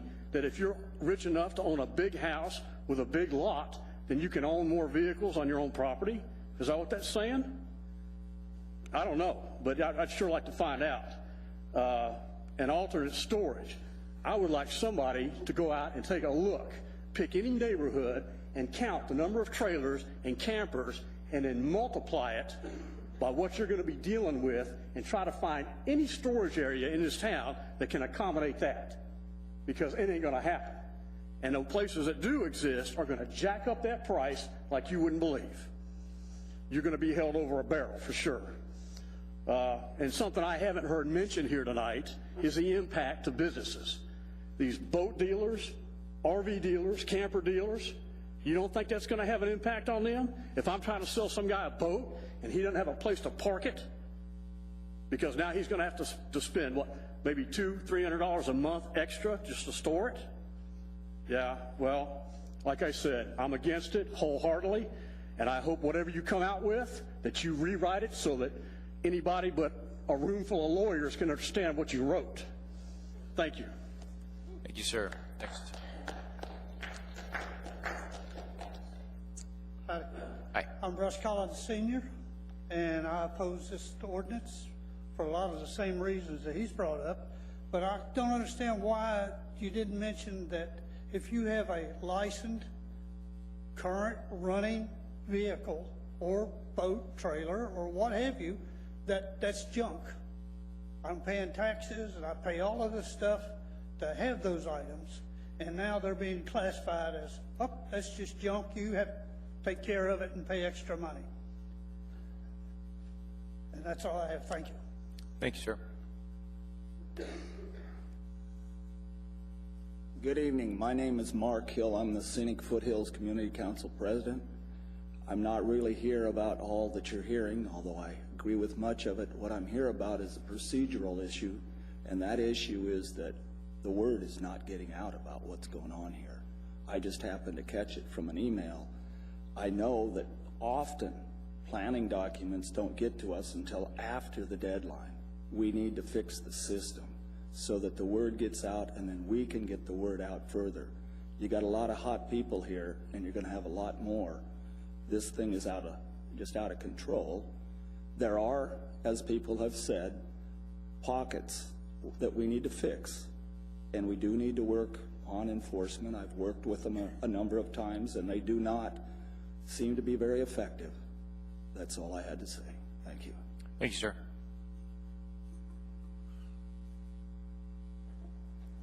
Hi, my name is Melanie Stone, S-T-O-N-E, and I oppose it. And first, I'd like to say that we own a travel trailer, and we own an ATV, and we do store those things off-site, mainly because the people in the neighborhood don't keep their kids in check. But I have a neighbor, as you're looking at my house, to my right, that stores her small travel trailer exactly on the property line. I have a picture that I'd like to know if she's in violation right now, because it is exactly on the property line, splitting our houses.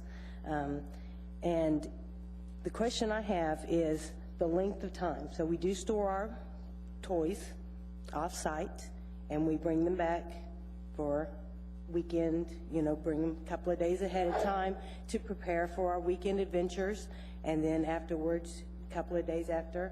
But I can guarantee that whatever you guys dictate, I have a neighbor who will be counting his clock, just watching it to see when he can call you guys to enforce it on us. So that's what I'd like to know. What is the length of time that storage? When I bring my trailer, you say 24 hours, he'll be calling you at 25 hours. Absolutely he will.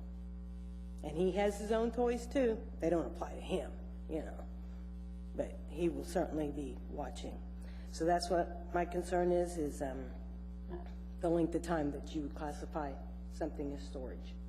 And I'd like to show a picture to see if what she's doing is actually against the current code, because it is 5 feet. So, okay, and totally appropriate to ask a question to clarify what it's proposed to do. So first take, your neighbor's trailer, can we do this? Where is it? Is it on their driveway?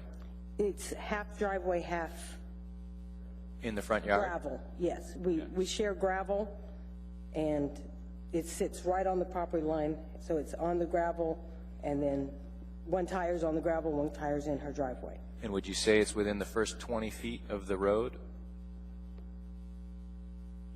Probably. So,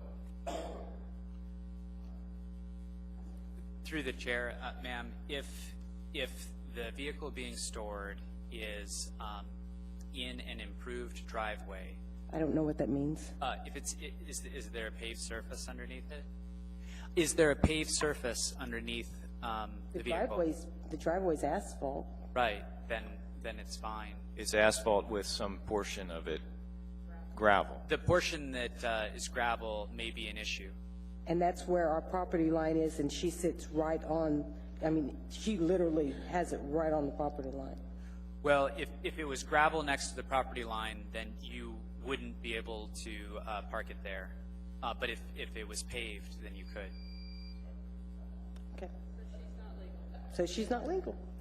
That was the first question. The second question had to do with temporary storage. And your issue is you're bringing your RV back, and the issue is not so much the amount of time, if I'm correct here, it's where you put it during that time. Is that correct?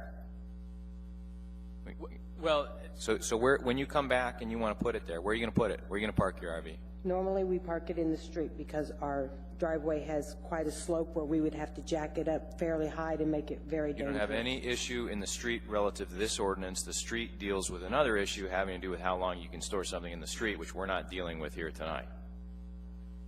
But if we did if we did put it in our driveway. So you put it in your driveway, you're fine. You put it on your front yard, you're likely not fine. That's what we're here to deal with tonight. Not on a yard. Right? But I do agree that there's still some confusion here that we need to work on. But I don't know if that was helpful or not. It helps me to work it through. But thank you for your testimony. Okay.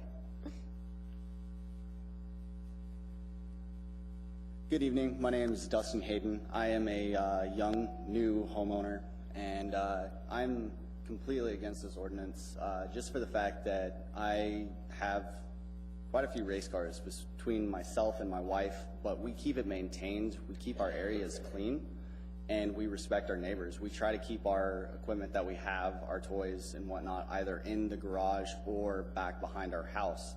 the thing that I'm having issues with and trying to figure out about this whole ordinance is if we have our cars, our trailers and whatnot behind our house, what are the actual regulations on that? There's the 30-foot easement or 10-foot easement on the rear of the house and then what extends past that? Because we have a large area that we can park in.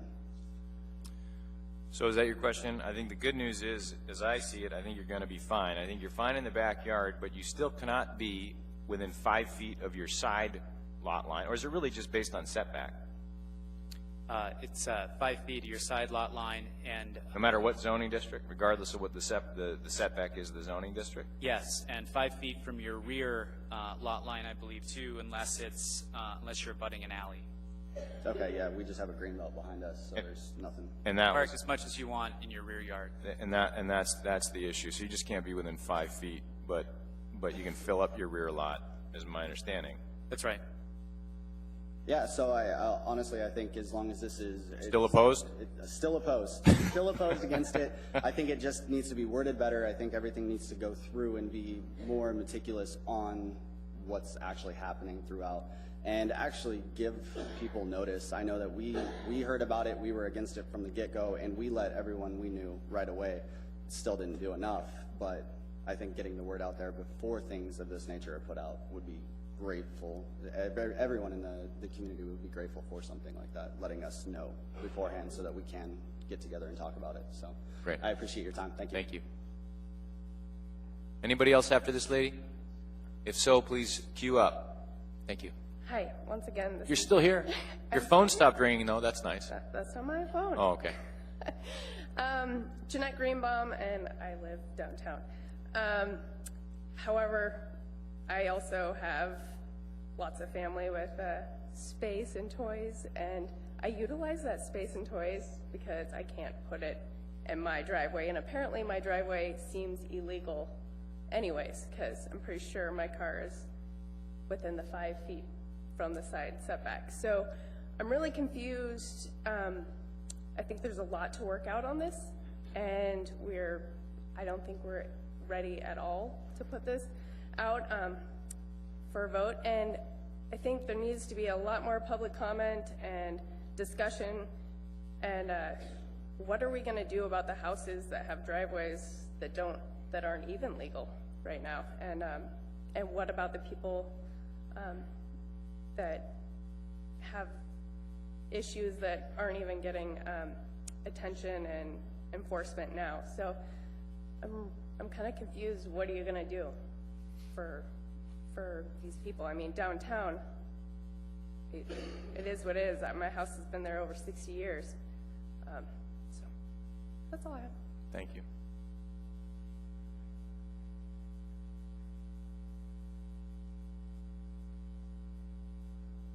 Hello, my name is Mike Holtzclaw, Holtzclaw. After hearing what everybody's had to say tonight, I don't even know why I should get up and speak other than that I'm opposed to this. And currently, I've dealt with code enforcement as far as some situations like this around my neighborhood. And one thing I've found is that we've had some houses that have been, as the first person spoke, drug houses, prostitution, where homeowners were actually, duplexes where homeowners were living in the places, and the house had gone pretty much down. We all, as a neighborhood, got together, and we have, once a year, we also have a dump where you can go haul things off.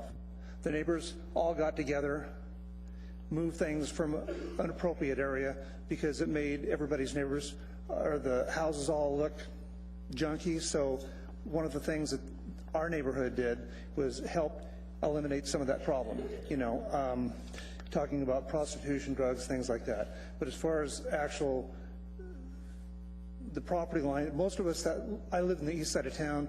I have a very small lot, and I had to put some things in storage. And I know people talk about moving boats and the cost of storage and that. It's astronomical. It's $345 to get a storage facility where you can put a motorhome, for inside storage like that. So I don't know how many people in town have the money to do that. I know that we try to keep a clean lot on our property, and most of the people around my neighborhood the same way. But I think that as far as rewriting this and giving code enforcement more teeth is the worst thing you probably could do.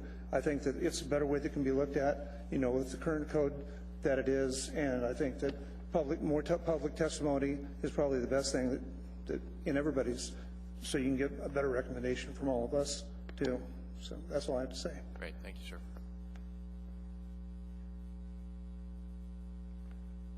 Good evening, folks. My name is Joe Ryan, R-Y-A-N.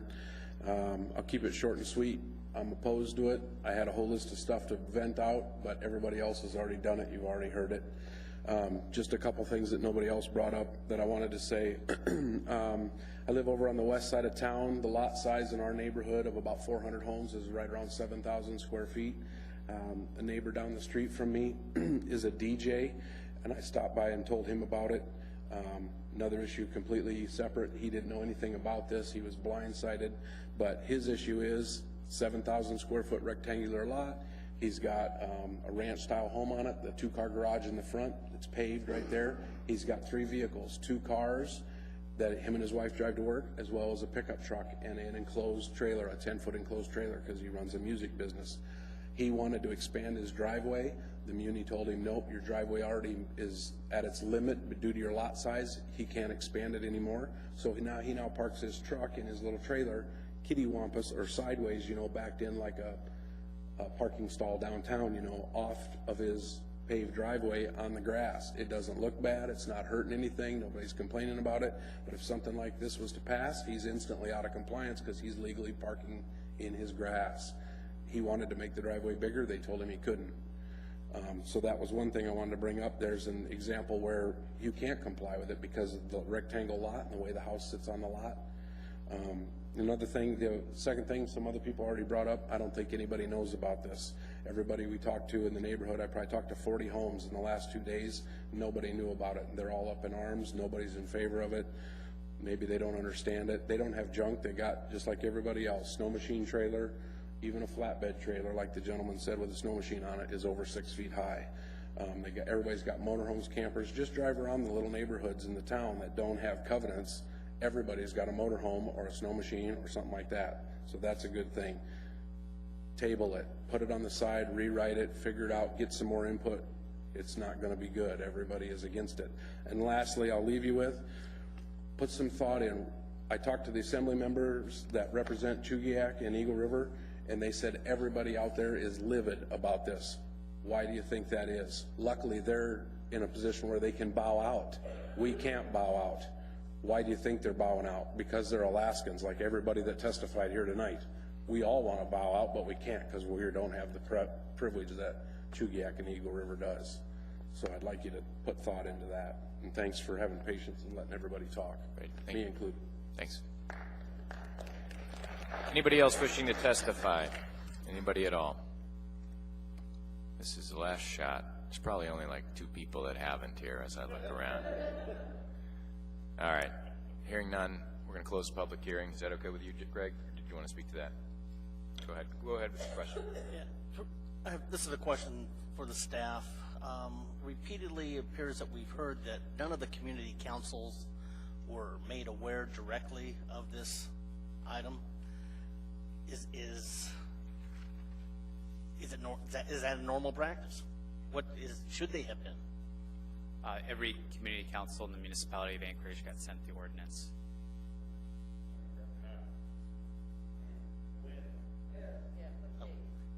And then question, how were they notified and when? I have the date.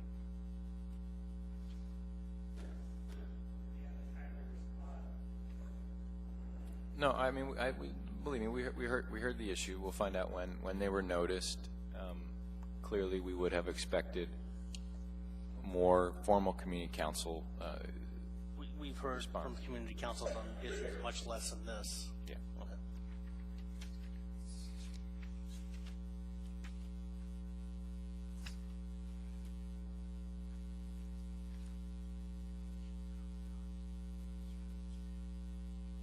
Well, I don't want to distract Francis, but maybe Dennis can take over. Danielle, did you have another question, or can Danielle go? Kind of just a follow-up. One, I didn't see anything in the packet about community councils being notified, and I think in the future, if they are, that should be included, just that an email has been sent.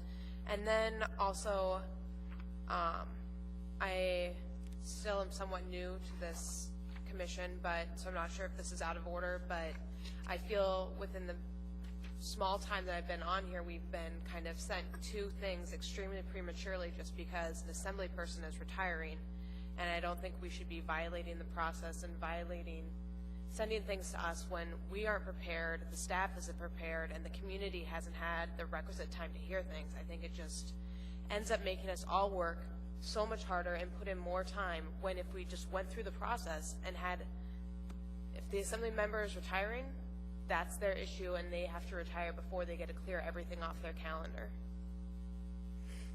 Thank you, Ms. Bailey.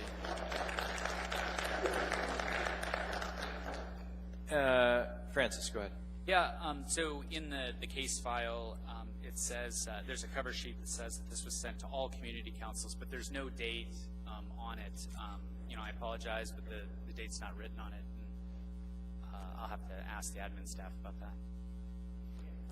Before I ask with the commission how we want to act tonight, I mean, Dennis, you've been involved with trying to take an intent and put it. I think you threw a straw man out here, and I think, not to put you on the spot, but is there anything that you've heard that has sort of expressed an unintended consequence of what was attempted to be done here, or is it just kind of lack of people still, kind of being real clear on what areas are okay and what areas are not okay? Through the chair, I think there are some people that testified that don't have a solid understanding how it works, but nevertheless, the majority of the comments were focused on desire to be able to store their personal recreational vehicles, whatever those might be, boats, snow machines, four-wheelers, motorhomes. And this ordinance does impact that. So the question is whether or not this body would want to carve out some kind of exception for those kinds of things, and can we create language that does that without harming the real intent, which is to get to all the other stuff that's unsightly and a real problem for neighbors. So there may be a way to make that work. Right now, all we did was just build on what was already in there in terms of non-commercial storage of vehicles, right, that people weren't parking all sorts of these things in yards and making them unsightly. But the primary driver wasn't necessarily that issue as much as it was trying to get to the refrigerators and everything else that's storage but not junk. That's the problem, trying to deal with those things that are not junk, because junk enforcement provisions won't work in those situations. So how do we get to everything else that's storage? If the commission wants to recommend allowing exceptions for recreational vehicles and the trailers that go with them, then we can certainly create that carve out. No, and I appreciate that. And I mean, I heard, and I'll get to John in a second, but I heard several people say, where I have neatly stored, my belongings, right? Which means something to everybody, but some people may carve out an additional gravel pad adjacent to their driveway that might be right up to a fence line or a shared property line, but it works better than, storing an RV or a boat literally on the yard, right? Or they may carve out a second driveway on the side. But again, a lot of this is in violation of what is currently code, and it's just not enforced, I believe. And what we're trying to do is kind of get at some other issue, but in the process, we're unearthing what the letter of the law really says. I guess. So that wasn't a question to you. That was my own rambling at 10:30 at night. But John, help me out. Yes, I'm glad you, Mr. Wheeler, mentioned that, because that's kind of what I was thinking hearing the testimony. That I guess I'm not a real Alaskan because I don't have a lot of the toys, but I know a lot of people do, and it's important to them. So I think it would help me. I don't know if others would agree. So I've been on this commission for 3 years, and I don't think we've ever taken a tour as a group to investigate issues like this before. I think if we had this ordinance and had a... Just go home, John. Like, I guarantee you, go home and, like, keep your eyes open as you go home. right. I know where you live. Yeah, I know. Well, but my problem is I'm not sure how to interpret this ordinance. And when I look at things around my community, I think some of them are pretty obvious, but others might not. It might be helpful to have Mr. Wheeler join the commission on a little van tour and try to look at sites and see which ones are going to be impacted, and then we get a clear view. We'll know it when we see it, I think, whether it's eyesore or not, and we can maybe help to refine this ordinance a little bit by doing that. But in any case, I'll make a motion to postpone. I'd be glad to make a motion to postpone for a number of other reasons also, which include the fact that I think the community councils weren't notified sufficiently. I know the community council that I used to be president of dealt with this type of issue all the time, and we're very frustrated with trying to get it resolved. And it is a real problem, and I don't think we should just chuck it because it's not necessarily perfect at this point. And it doesn't look like it's perfect because it's evolving so rapidly. We got another substitute ordinance on the table just as we were sitting down, and I haven't had time to really look at that. So for that reason, and the fact that there's other issues that we need clarified, maybe through staff, like the parking issue that the chair mentioned, I have a question about that too. I don't know how to answer it. So it seems obvious that we need to postpone it to probably next month or so.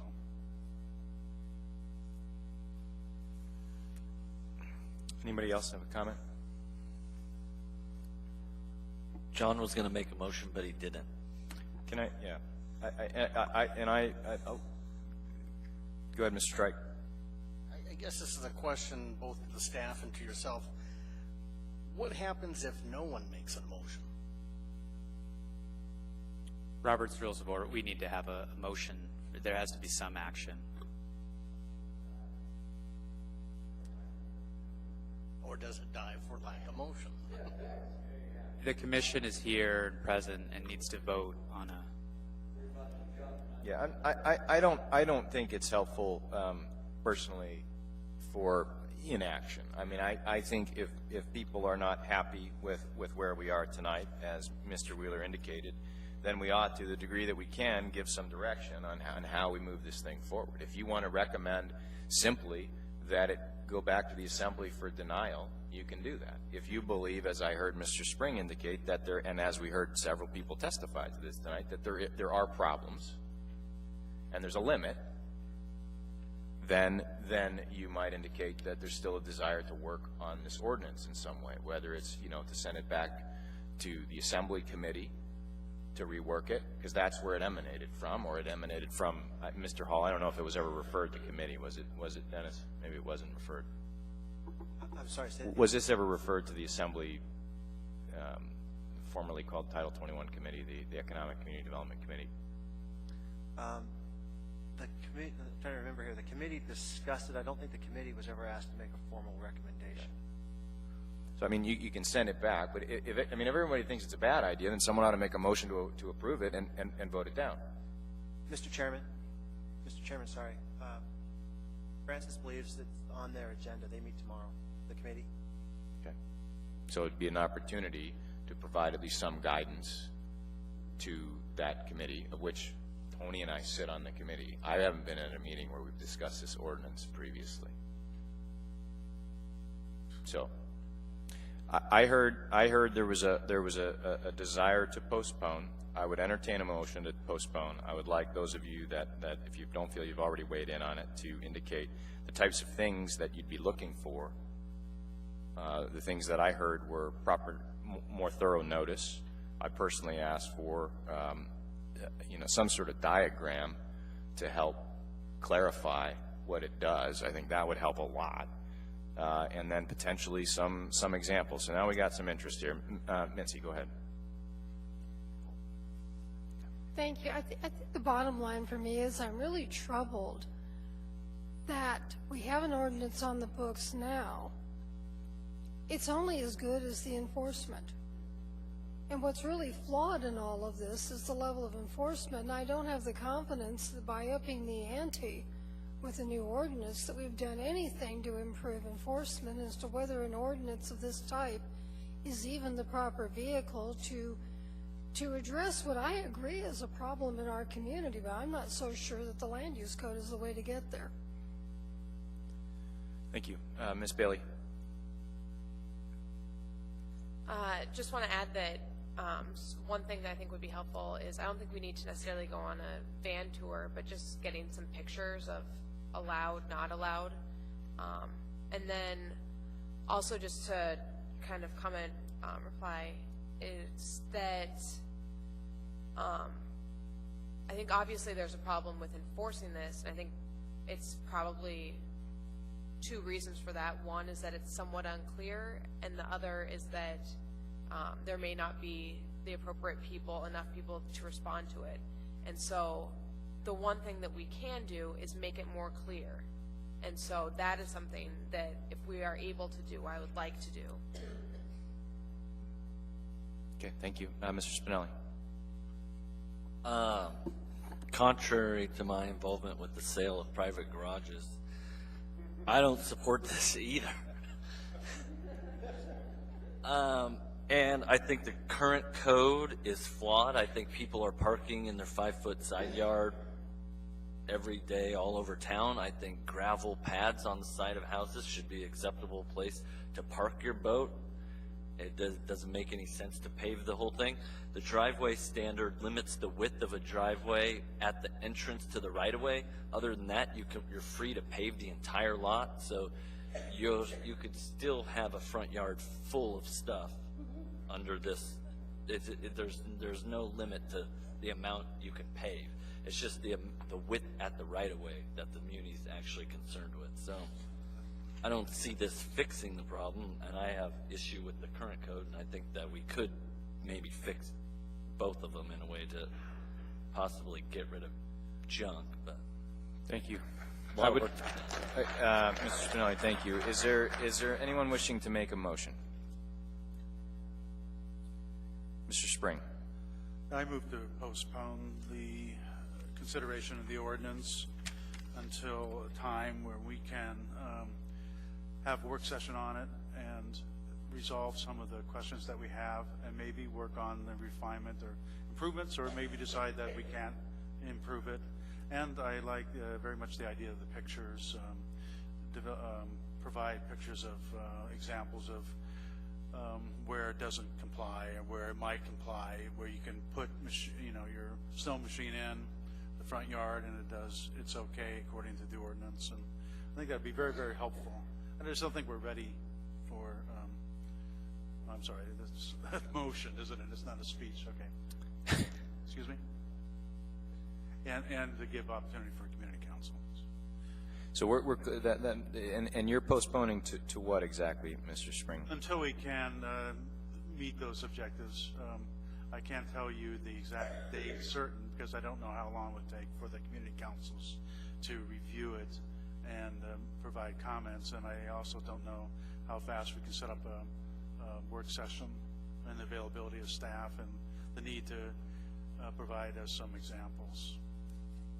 So I would prefer to be within the next month, but I'm not sure we can meet that given what we're concerned about. So we have postponing to an unknown date. Do we have thoughts from Mr. McLaughlin or Mr. Wheeler at all on? That'll work fine. It seems to me that that motion is sufficient. We can work with that. Yeah. Through the chair, what may happen is, depending on the community council cycle, if you're going to allow them additional opportunity to comment on the ordinance, then you have to allow enough time for that. For planning to notify the community councils that have an additional opportunity for them to be able to meet, and then bring those comments back to this. Yeah, no, I mean this type of action, takes a long time. There's no question. And I don't know if it's just they haven't responded to the original notice because we weren't sure when they got it, or whether they need to be re-noticed, and whether when there are changes, clearly they would need to be re-noticed, and we potentially need to reopen and have this enjoyable evening all over again. Let's see. So I had a motion. I had, Andre, you didn't queue. You've seconded the main motion, correct? Any additional discussion on that motion? Please vote. So that is postponed to an unknown date at this point. Thank you all for your testimony here tonight. We'll be taking your testimony into consideration. I would just add that the notes that I dropped down, I think just to reiterate, are notice. I'd like to hear directly from code enforcement to understand the issue. We didn't have that opportunity here tonight.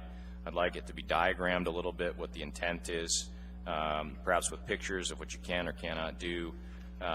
And then I think Mr. Wheeler's suggestion for exceptions, I think, is an appropriate one. We know we're going to create a code where there's all kinds of violations that aren't really the true nature of what we're trying to get at. Then we ought to think of what those reasonable exceptions ought to be. So thank you. I'll take a motion to adjourn.